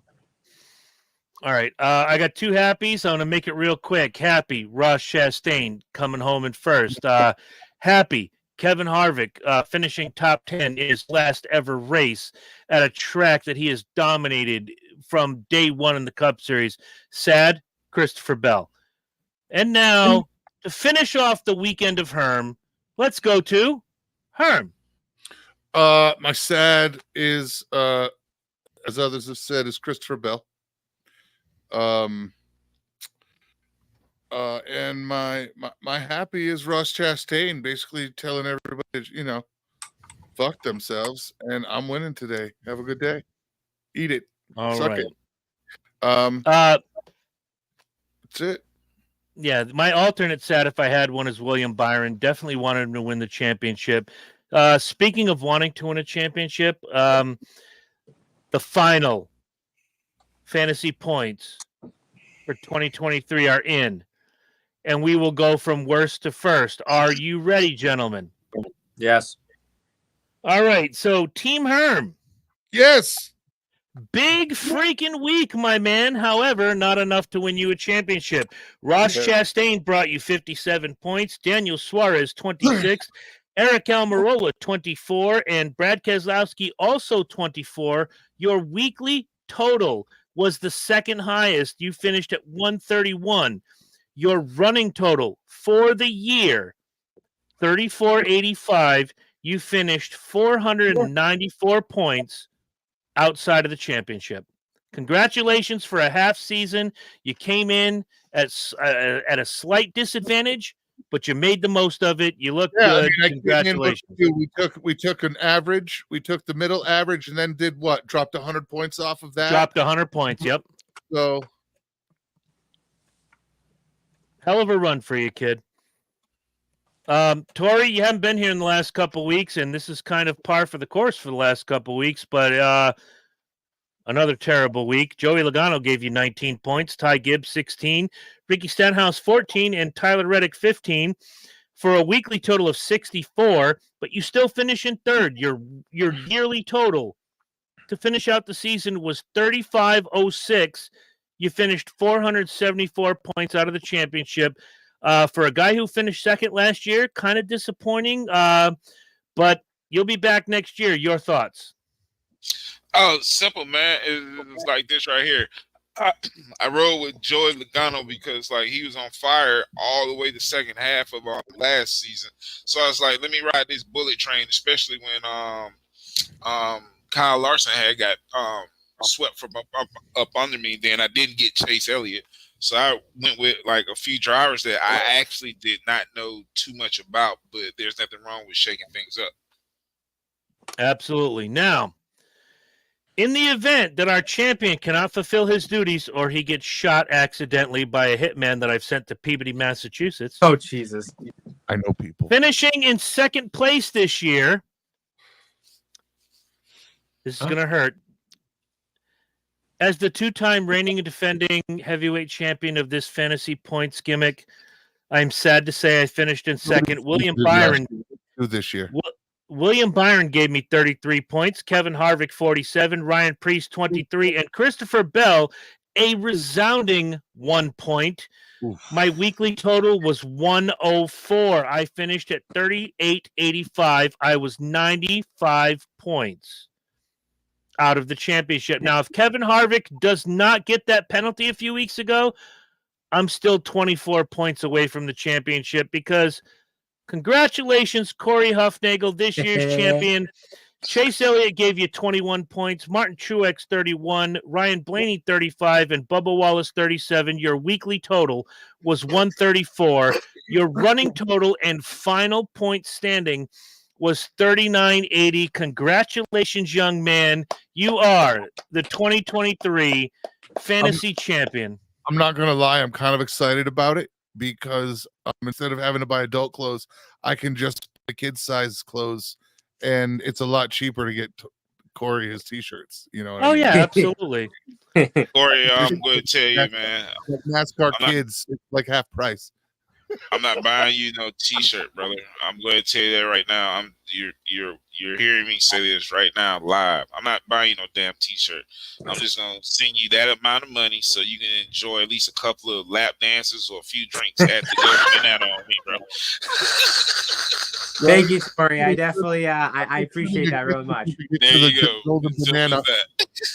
Get the Cheez-Its in the bathroom. Yes, I will. I will make sure to get Cheez-Its in the bathroom. I will remember that.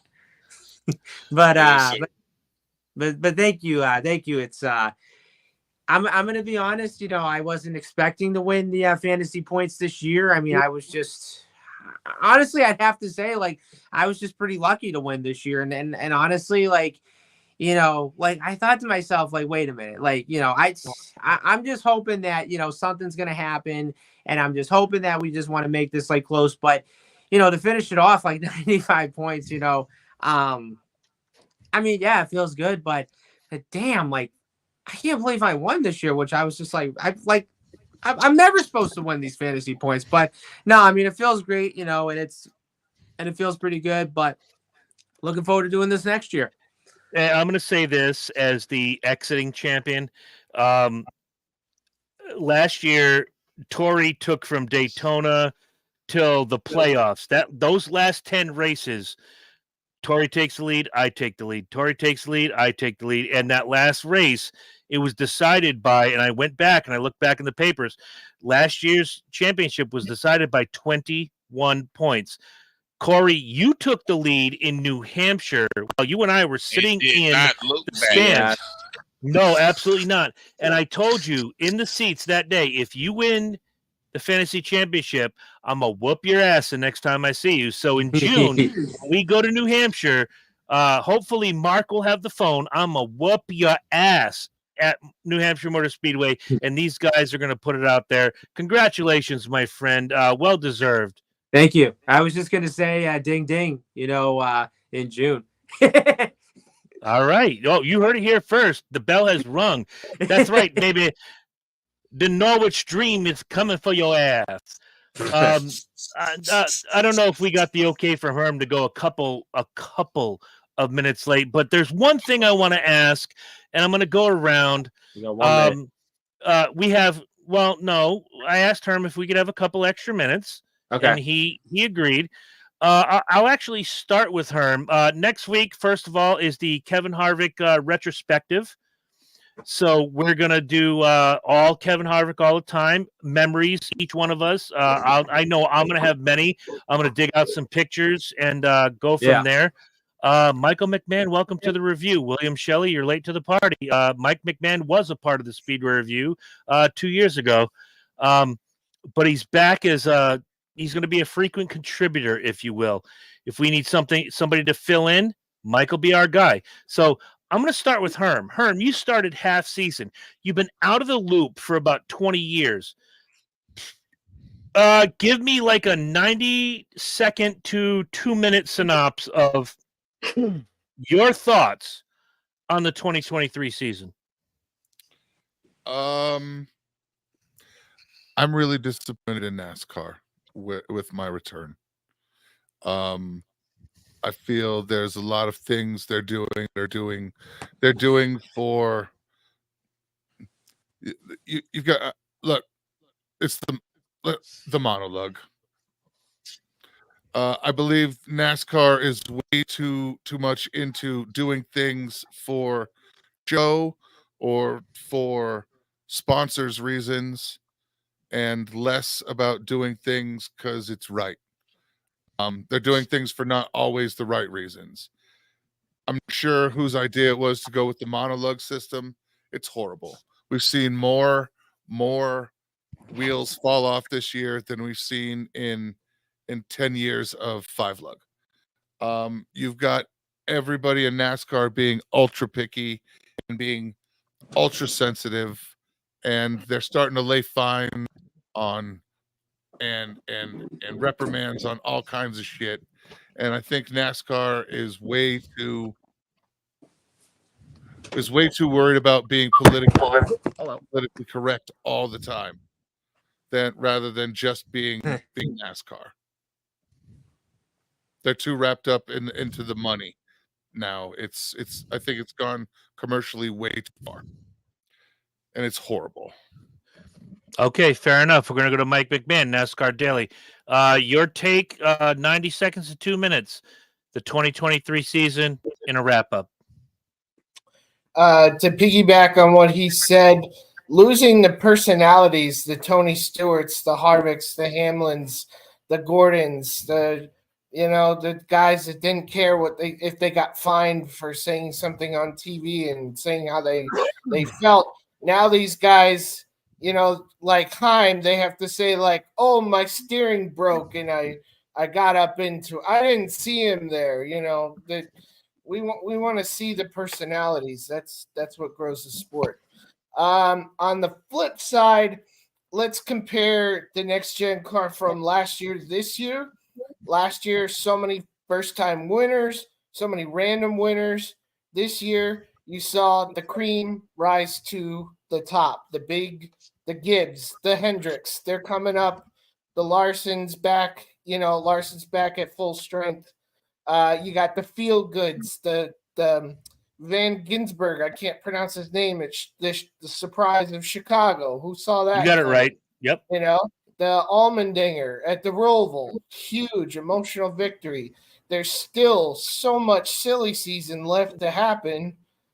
Who's filling these rides? So the season technically isn't even over yet. I say it's a huge success. Keep going. Yes, we could make some changes, go back to 5 lug nuts. I agree with that. But we see the product in the Xfinity Series is better than the Cup Series. The closer we move to get an Xfinity at the Cup level, and the cars have to go faster. They were too slow at Homestead. I was appalled at how slow they were. So overall, though, 8 out of 10, successful season. Go Ryan Blaney. We're out of the bathtub and into the hot tub, popping champagne with Ryan Blaney. Oh dear Christ! Here we go. Door bumper clear. All I'm going to say is Cletus will probably agree with you. Oh, Jesus. And for what it's worth, Mike, I have to make a slight apology. The Cletus character that I do, was kind of making fun of you, but Cletus has become such a part of this show Oh Jesus. that's why I've changed drivers. I've changed. Cletus has changed drivers every year, from Chase Elliott to Joey Logano. Cletus is a front I knew runner. it. Not that you are, but Cletus is a front runner. Whoever wins the championship next year, that's probably going to be Cletus's driver. Moving right along, Tori Calhoun, your thoughts on the 2023 season?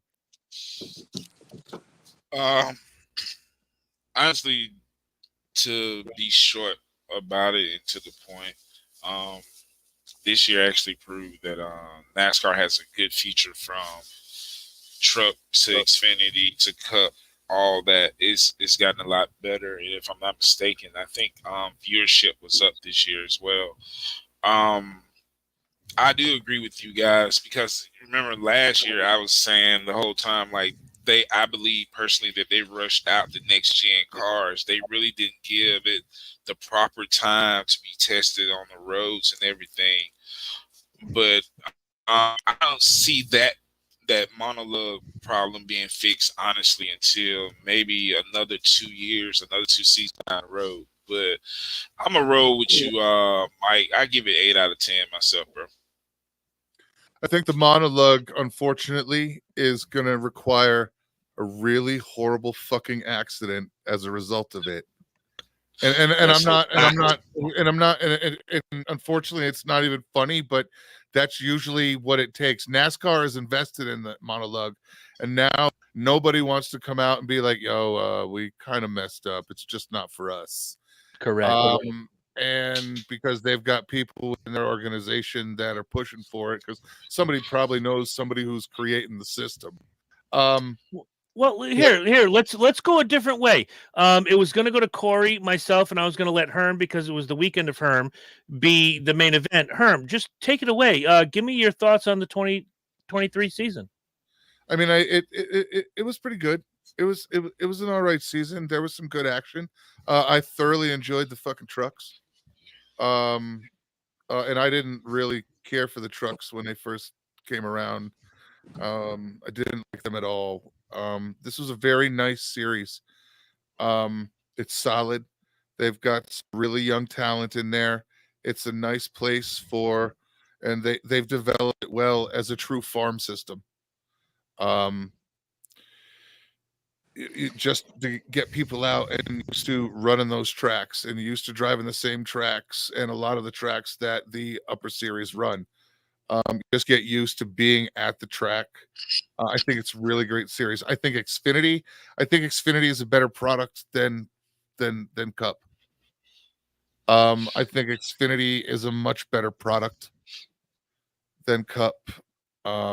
There's still a little bit of that old, we know it as Bush, but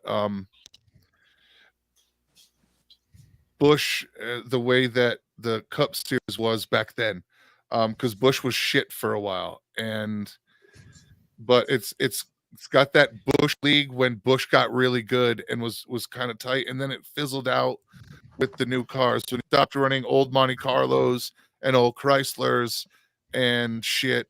The game kind of changed. And I really like the Xfinity product they have. And I think Cup's a good product. They've got great viewership. I think they need their edge back. All right. Corey Hoffnagel, your thoughts on the 2023 season on all the top 3 series? So I would probably say this season was fun to watch. To celebrate, the 75th anniversary of NASCAR. We've had some exciting moments, and of course, going to new tracks for the first time, which I thought was really fun. I'd have to say, Chicago, on the streets. I mean, who would have thought we were going to have a street race, in Chicago, and look at what the product gave us. Sure, the Xfinity race wasn't that. Well, sure. Herm, I'm sending you a picture for when I do mine. Please. Yeah. But give me a sure, second. I mean, the Xfinity race wasn't that great, but the Cup race was really fun to watch as well. I would have to say my favorite moment this year was when NASCAR going back to North Wilkesboro for the first time in 27 years. I mean, by God, when did we ever thought when did you guys ever thought that we were going to have a NASCAR race at North Wilkesboro ever again? I mean, come on. Like, this was a track that was literally just going to be left like to the side, and then the earth was pretty much going to be growing up, like, you know, through the weeds and the grass and whatever, all that bullshit and stuff, anyways, and so forth. But if it wasn't for Marcus Smith and if it wasn't for Dale Jr. to revive that track, we wouldn't even be talking about that race. I mean, look at what the All-Star race brought us this year. Sure, the racing wasn't that great from what everybody was expecting, but the one thing I want to take away from that was seeing everybody in the seats. I mean, that was my one thing that I was really blown away. I was really touched by it as well. It's just to see everybody like back at the seats at North Wilkesboro. Because come on, this is a county in North Carolina that lost a lot of money since NASCAR left in 1996. Millions. Now, well, millions of dollars. Yeah. Now we're going back there next year. And I don't know if you guys saw the pictures, but they have a fresh new coat of pavement on that racetrack. And by God, that track's going to look really gorgeous and it's going to be very slick. And I'm really excited to go back there next year. Because look, we tried it on the old surface, which I thought, okay, it wasn't as great as what we were expecting, but at least we tried it and see how it was. But think about now we're going back there with new pavement, and think about how the speeds are going to be, you know, when we go there next year. I think we're going to see a good all-star race next year than what we saw this year. But I would have to say, you know, North Wilkesboro was one I would have to take away. And not only I hope it stays as the all-star race, but hopefully we can get a points race in the Cup for in the near future. All right. The king of going long, Corey Huffnagel. Thank you. Still love you. Always have. For Thank me, That's passion. That's passion. right. It really is. For me, the 2023 season brought a couple things that are very personal to me. And next week is going to be one of them when we do the Kevin Harvick career retrospective to see my man go. Interesting concept because, and I'll say it next week, within the span of November 5th to December 2nd, I'm losing two things that I can never get back. And that's seeing Kevin Harvick live and seeing Kiss live. And we'll get more into that next week. But what the 2023 season brought to me was this venture. Tori being here full time all year, Herm joining us for half a season and being in full board next season, having Mike here, Mike McMahon, healing old wounds. The 2023 season to me was about new things and old things merging. To see new winners, to see young guns come up like Ross Chastain, like William Byron, like Christian Eckes, like Cole Custer. It tells me that the sport's moving forward. It also tells me that, you know, the circle of friends that I have that care about what we do here on Wednesday night, it makes all the difference in the world because I could be having the shittiest day. And I know that on Wednesday night, I'm among family and I'm among friends, whether it's the gentleman on the screen or whether it's the people in the comment section or whether it's the people that, you know, come to me locally or, you know, nationwide who will text me and say, hey, great show this week. You guys are truly amazing human beings, all of you. And it makes, you know, whether we get 7 people or 70 people or 7,000 people, it doesn't matter. It makes me want to throw on my racing t-shirt, come down to the basement area where I record, and to talk to all of you. The 2023 season to me was about rebirth. And going forward, having a partnership once again with NASCAR Daily to have people like David Duke, J.R. Tanksley, TJ Peters joining the show on the regular, having Christian freaking Eckes in the comment section weekly tells you that we're moving in a good direction. So for me, the 2023 season, let's put everything that happened on the track aside. The 2023 season for me meant growth for this show. And for me, that's what it's all about. It's all about growth. It's all about forward momentum. And it's all about giving you guys out there who take your time to look at us and get some racing talk. Man, thank you. I can't say it loud enough, proud enough in any language. Thank you. You guys are the best, whether you're on this panel, whether you were on this panel yesterday, tomorrow, next week, next Christmas Eve. We're not out there trying to just talk to young female drivers. We're trying to talk to all drivers. We've had enough of the bullshit. 2024 is the year of the Speedway review. And when we get rolling, trust me, we're a steam train. And that's all I'm going to say. A couple personal things before we go. Herm, thank you so much. This 2023 season couldn't have ended in the last 5 months without you. You have been a tremendous addition to this team. And I can't thank you personally enough for agreeing to this. Again, you were out of the game for 20 years. And I know you did it as a favor, but now I'm looking at, that text message earlier. I just spent ridiculous amounts of money on Cole Custer bullshit. Dude, you're in the cult. It's all fucking over, bro. You're in. You're one of us. Can we do an episode on his return? Oh, that would be fun over the winter. Yeah. Talking about, you want to go? I didn't realize that, so I want to hear more about it. The last time that I know personally that Herm watched an entire race was the 1997 Southern 500. I hope I'm getting my year right. It'd be like 98, Okay. 99, right around there. Well, that I know. Yeah. And I came home from Darlington, and Jeff Gordon won that race. And Jimmy Spencer finished second. Ken Schrader finished third. They were the only 3 cars on the lead lap. Hutch Strickland was in fourth, a lap down, trying to get his lap back. I got out of the car. I'm packing a truck to move to Indiana. Herm shows up. We're all going to have breakfast together. And he looks at me and goes, Jimmy Spencer should have won that fucking race. That's the last time I know he watched an entire goddamn race. Oh, and trust me, JR is working on Jimmy Spencer right now. Oh, I can't wait. And the difference is, the last guy that said he was going to do it, I don't believe him. The new guy, I believe him. Yes. Should we do a weekly race with Herm where he watches one of the old races that he missed out on?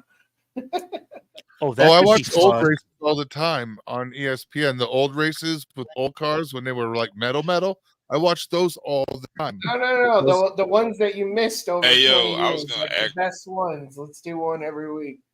I got you. Go ahead, Tori. Tori.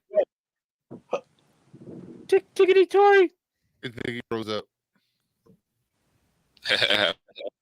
Froze up like it. That's all right. Alive. Okay, but what do you guys think about if NASCAR shot their races once a year in the old school view with the old school cameras? Oh, I wouldn't mind it. What you mean, like with a filter? So it looks like a you remember 480 TV? Yeah, you remember how back, a lot of people don't really pay attention to how television evolves, but you can just look at it in your memory of what it looked like back in like the late 80s and how it is shot now. That's what I'm saying.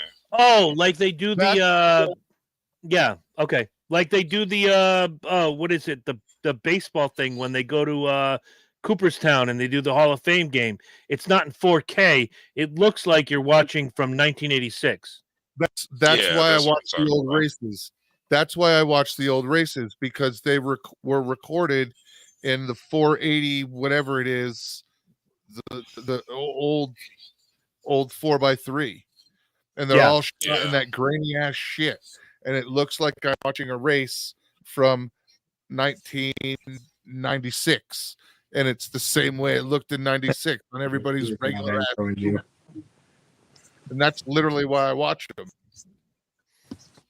I watched just recently, and I know we're pressed for time.